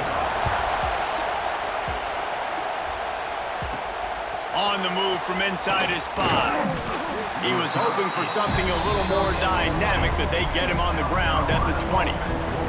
So the South Carolina Gamecocks offense will start this game off with the football. And are we ever lucky to see these two great quarterbacks in action here today? And Jesse, it won't be long before we'll see them squaring off on Sundays. Yeah, and these guys can both stress a defense for similar reasons, and we've seen it all year long, right? Both guys have tremendous arm talent, and both guys can hurt you running the football as well. So these defenses are really going to have to be careful with how they try and defend these two quarterbacks, David. This one could come down to which guy has the ball last. Yeah, which is really, really cool. A big showdown. They know what's on the line. Man, these are two huge names, brand versus brand. Big-time baller versus big-time baller, trying to come out on top. Yeah, defenses, I feel bad for him today. That's not what this is about. This is about the QBs. And he's brought down at the 40-yard line, and that'll be a first down. And on the third play of the drive, third down, it's the scrambling ability of this quarterback that goes and picks up the first down. He was so He can barely catch the ball, there. man. He never got flustered. Nobody open. No problem. If you give this guy 1 yard to run, he's going to tuck it and take off, and that's exactly what happened there. Looking to scramble. Fires on the move. And it'll be I meant to throw it to R1. This defense is physical and pass deep. I meant to throw it to the running Deep back. in the season, that crisp air all around you, and this feels like a must-win game, guys. This is a game that will impact the college football playoff. It'll have conference championship implications, and it'll have bowl game implications as well. David, so much riding on the line in this one. And you can feel it, man. You can feel the energy. The players this week, they were on high. Like, you could tell they were ready for the challenge. This is going to be an absolute showdown. Makes that one pay off, and they finally get him down at the 38. It'll be first down. And the Gamecocks are flying down the field. They're going to go right back to him on first down. And maybe he'll get back to the line of scrimmage, but no more than that. This crowd, full throat, splitting the eardrums, and the quarterback will be slung down back at the 43. And the defense gets a sack, and that's going to be the big determining factor in this football game. A week ago, he only got sacked one time. They've already got him on the ground. If they want to win this football game, they got to keep getting after the quarterback.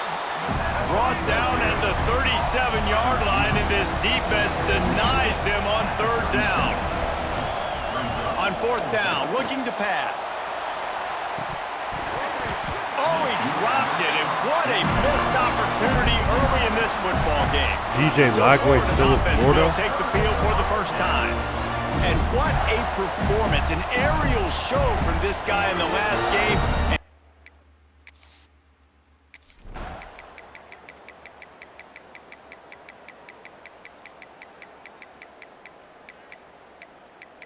I'm about to sim through most of it. And we're down by 21 points.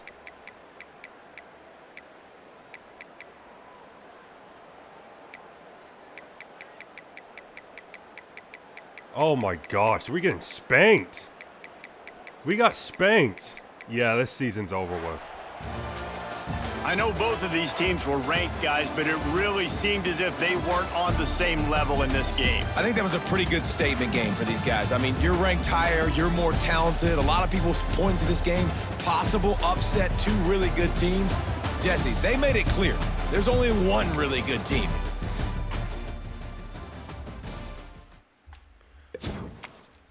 Gosh, man, we fell off. We fell off. Went from #1 in the nation, and we lost like 3 games in a row. All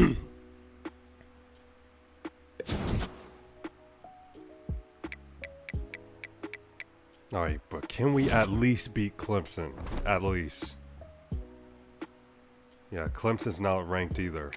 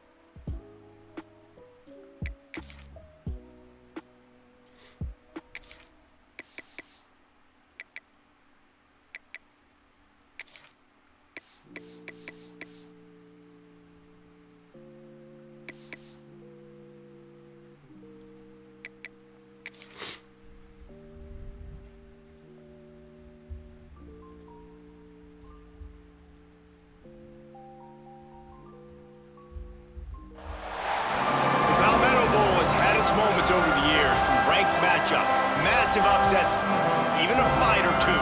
It's a rivalry game that has defined both of these programs for generations. Welcome everyone to Williams-Brice Stadium, home of the South Carolina Gamecocks. As we'll see a squad from the ACC, the Clemson Tigers, taking on a team from the SEC, the South Carolina Gamecocks. For EA Sports College Football, I'm Reese Davis, David Pollack, Jesse Palmer alongside. Guys, we can't wait to see this game. Been looking forward to it all week.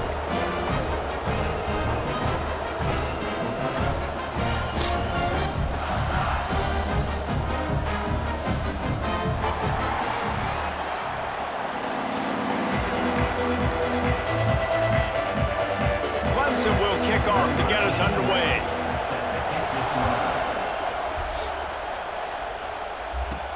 On the run from inside his own 5. Nice job executing all of the assignments as they put a stop to that return at the 22. So South Carolina's offense has the ball first today. Blowouts in rivalry games can be the result of a number of factors. Sometimes teams start pressing, sometimes it just gets away, sometimes they didn't have the right mindset. The last time they got together, lopsided. What happens this time, David? But either way, last time affects this time because all you've heard about is we weren't even competitive. This is a rivalry game, a big-time game. We didn't show up. We dishonored our previous teams and squads, and we've got to do better. That's all they've heard coming into this game, bro. Yeah, David, I think that was the story the last time these teams played. One team handled the emotion of the game better than the other team. You've got to be able to play within yourselves and play one snap at a time. That last game got away from the losing team. I don't expect that to happen today. That much time for any good QB in college football is not going to equal success for the defense. The defense has to do a better job trying to get pressure on the quarterback. He's way too comfortable. Stopped after a good pickup, and he'll be just a tad short of the first down. Looking to throw again. Here he goes, breaking the pocket. Just led him a little too far across the sidelines. Makes the catch, but it's incomplete.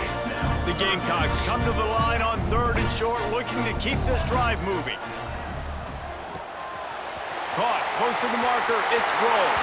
Goes out of bounds, but not before he gets it to the edge of the red zone, right at the 20. And the Gamecocks getting set on 1st and 10. Trying to cap this drive with the pass. Hit hard just as he released it on 1st down and just couldn't get it to the receiver. You know what? Guys, for just Here's what I'm going to do. Next season, I will mute the commentary and then just play music in the background. That's probably what I'm going to do. And just stop playing the game so loud. You know, having it turned up so loud. Let's talk about South Carolina. Safe to say expectations have not been met. When you start a season in the top 5, you expect to contend for a playoff spot. Now they're sitting there unranked. What about just overhauling the whole program if they can't get this thing fixed? Well, yes, and it's hard, man. It's hard when you start that high and then something happens and it starts to snowball. Momentum is a powerful thing. These are young. They get enough rush, and it pays off. The sack at the 20. This offense wants to establish an aggressive identity. They'll go for it on 4th down. And the 4th down pass falls incomplete, and they'll have to give up the football. Christopher Vazina. All right, what's his rating?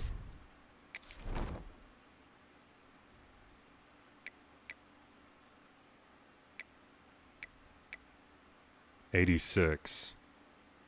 Chris Denson, 87. Weston Bryan, 81. Jalen Parker, 85. Got Vandravius Jacobs. Former South Carolina player. 95. So Clemson's offense will go to work for the first time today. When you get to this point in the season, Jesse, and you're in the Heisman Trophy race like this guy is,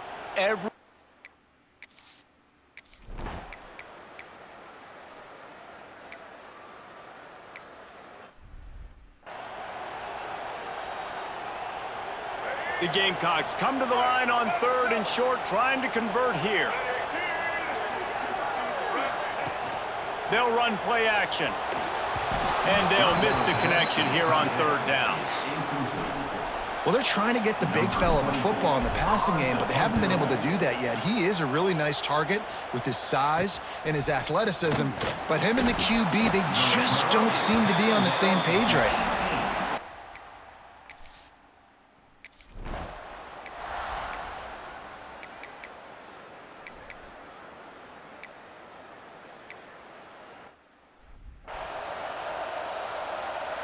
They'll be able to get off one more play before quarter's end. Gonna run it. It's Howell. And a short gain here in the first quarter will come to a close. Defense has dominated the early part of this game, and the stats point that out emphatically.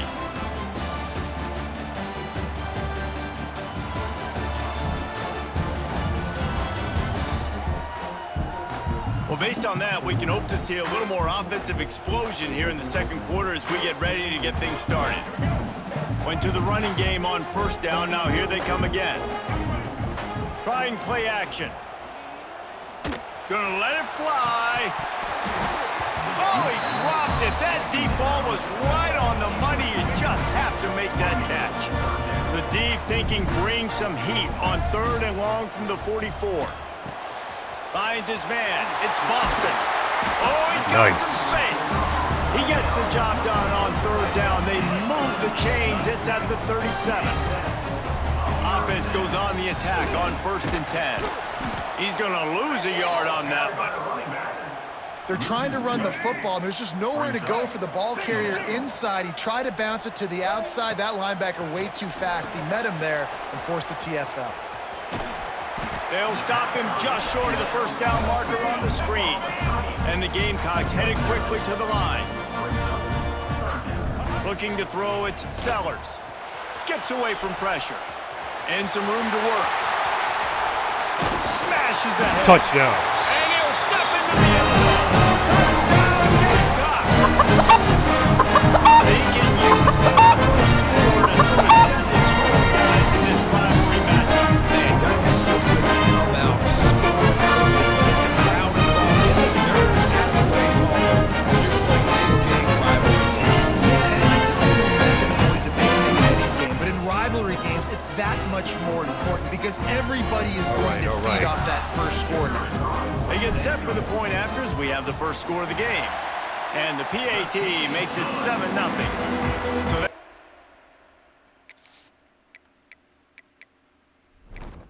All right, jump ahead.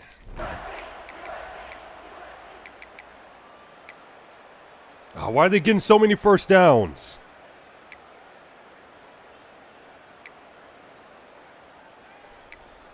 Oh, they scored.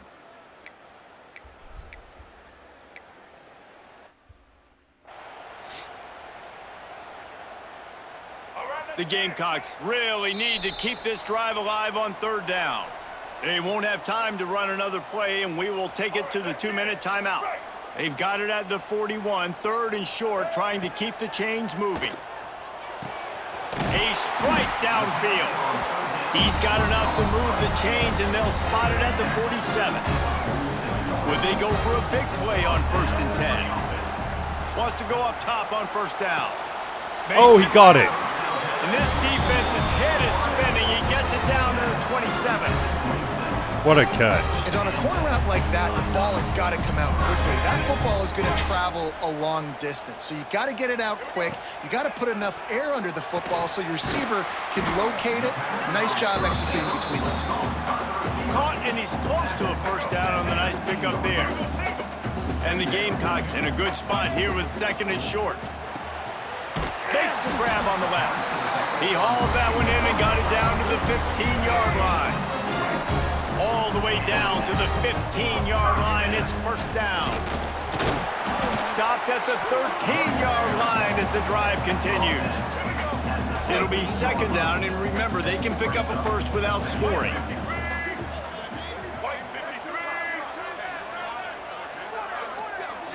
Looking to throw, it's Sellers.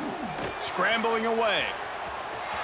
And that's another touchdown. And he's loose, and he'll take it to the house. Touchdown, South Carolina.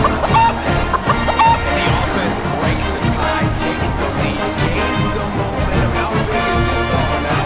Going into the half with the lead, with the momentum. They break the time and they also break their offense a little bit. They're hard now as they go to the locker room, all the way down. And they're wondering what adjustments to make. What should be out?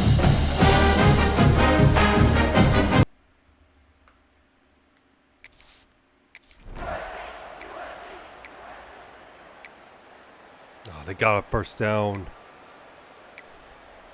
Another 1st down. Okay, they got 10 points.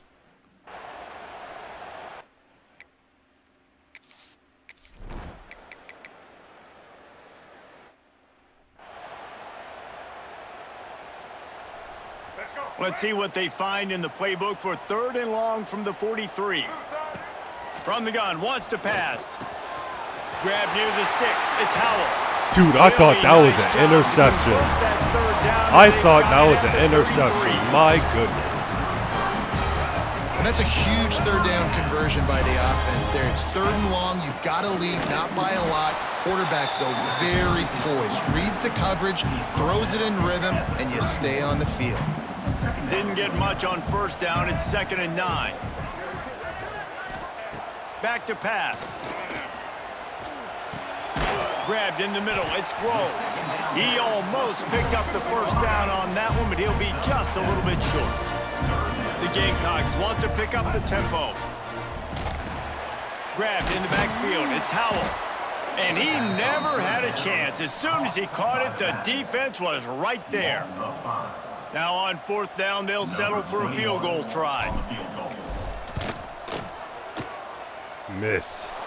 No good. After the miss, the lead is still 4.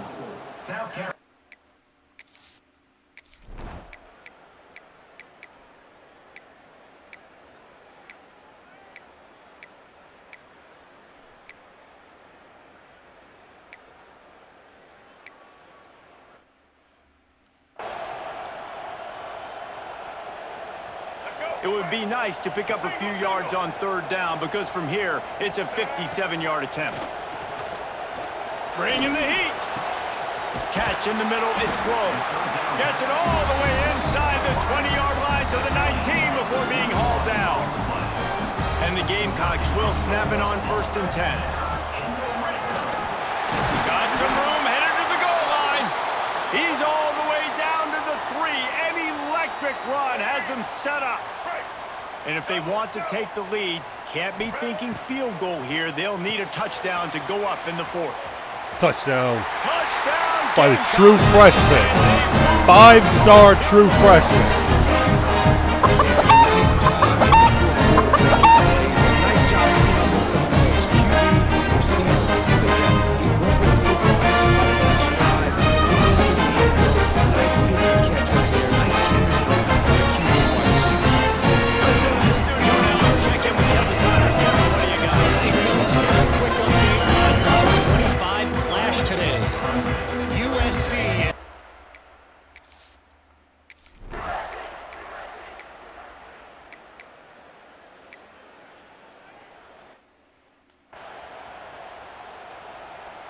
The punt team makes its way onto the field.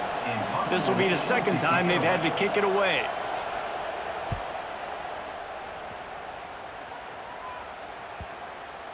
And the ball hits at the 3 and gets into the end zone. It'll be a touchback.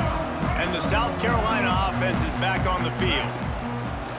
Off play action on 1st down. On the move to the right and looking for a big one. And that will be incomplete. Man, that would have been a big hitter if they could have done it, but 2nd down coming. Couldn't make the connection last time. Let's see if they throw it again.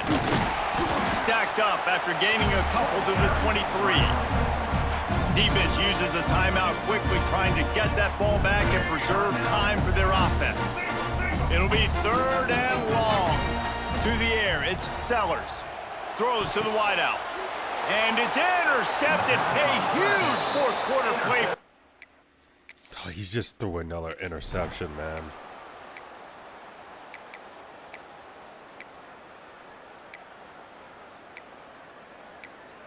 He scored.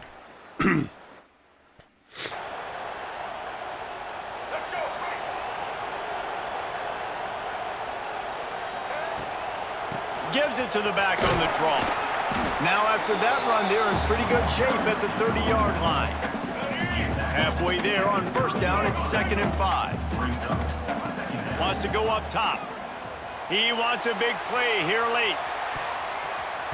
And it's incomplete, going for the massive explosive play instead. They're looking at a 3rd down.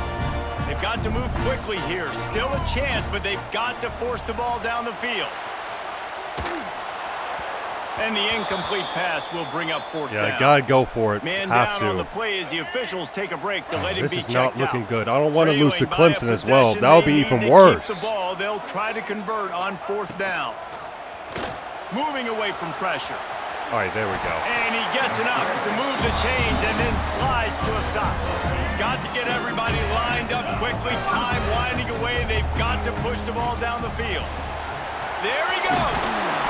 Big pickup on the ground here to keep this drive moving and give them a 1st down.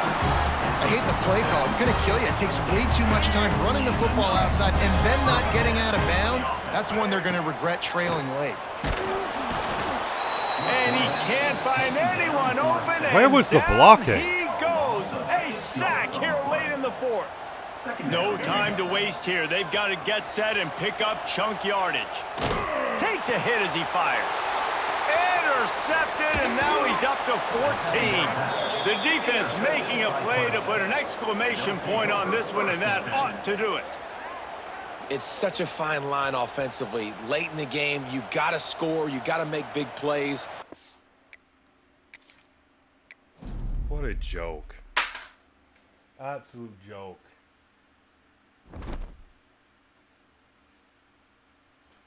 Yeah, I'm just going to sim through it.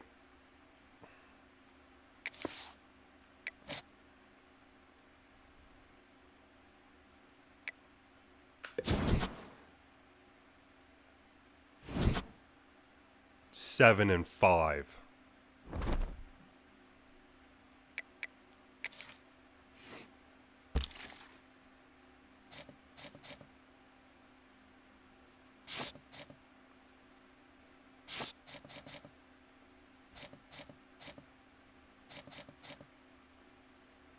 Lost defensive tackle.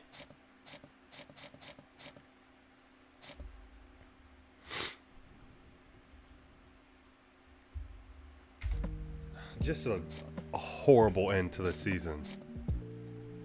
Horrible.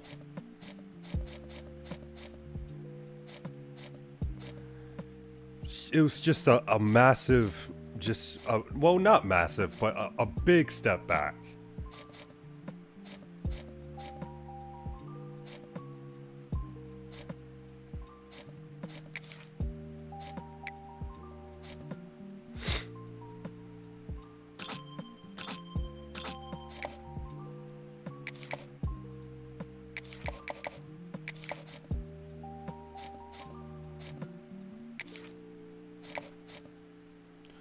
Well, the game's about to start anyways.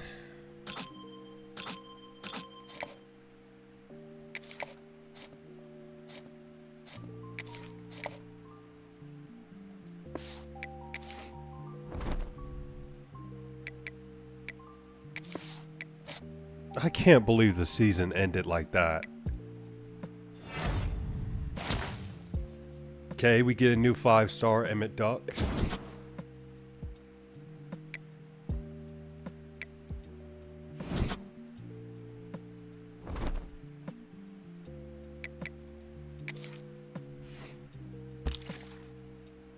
Alright, when would this dude recruit? I mean, not recruit. When would this dude commit?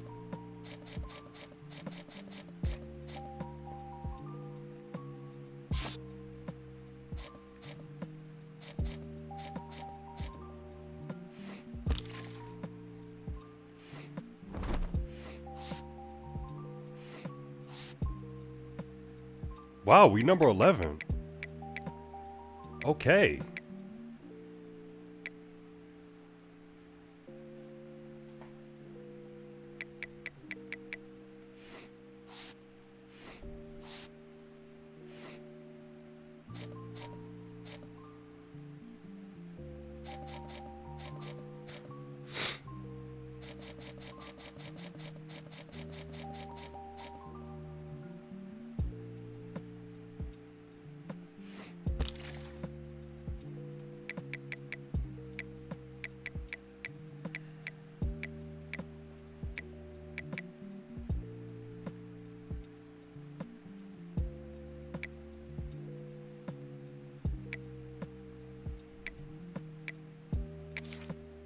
Enrique Alba. Maybe, yeah, let's, I guess, bring him in for squad depth.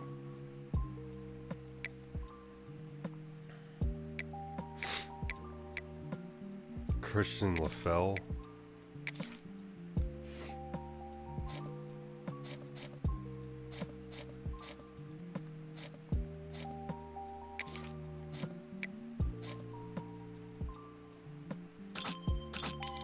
Ooh, it's a gem.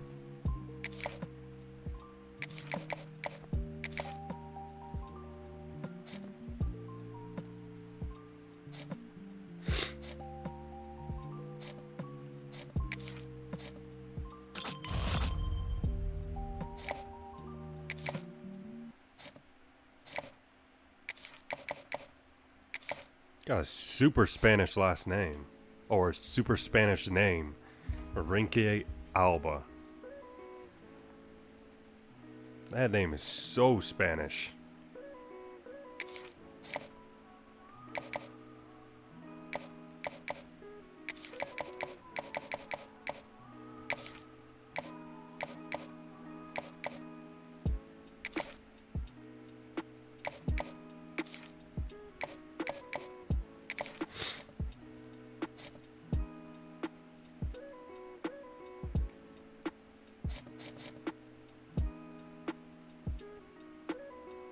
Wait, did we recruit receivers?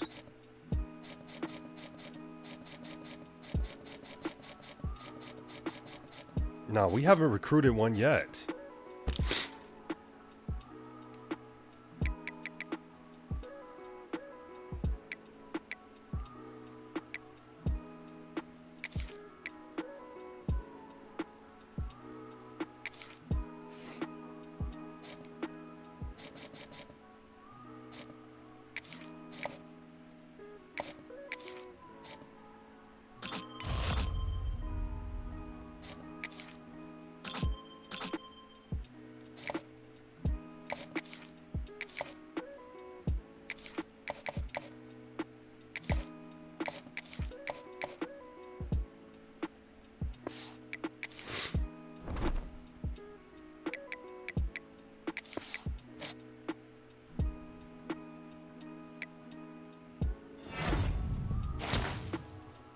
Okay, 3-star center commits. I'm in recruiting battle with Penn State.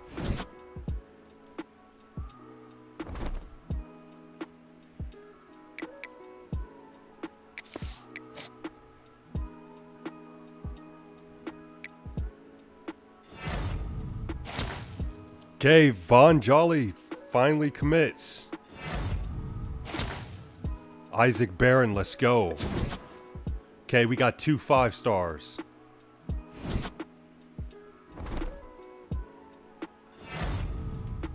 Julian Lewis wins the Heisman.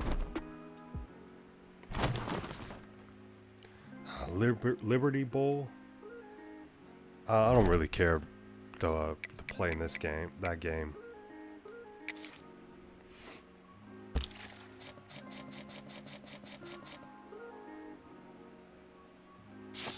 Hey, you know what? This was a pretty good class, despite, you know, such a bad season. You know, it's a solid recruiting class.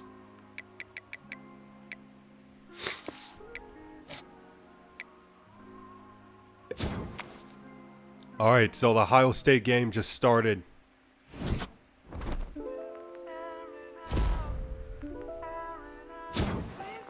Okay, who cares? I won the Liberty Bowl. Alright.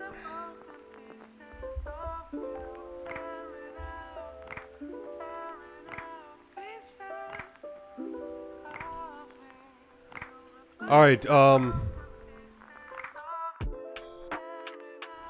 alright, so the Ohio State game just started. I'm gonna end it and watch it. Thank you to everyone who tapped in, if there was anybody who tapped in. If you did, thanks, and I will be back soon. Sorry for the, because, dude, I gotta stop swearing. Sorry if this stream wasn't that good. I should have streamed a little earlier, but it's all good. And I should be back tomorrow. I should be back tomorrow with a better stream. Anyways, I'm gonna watch this game and I'll see y'all tomorrow.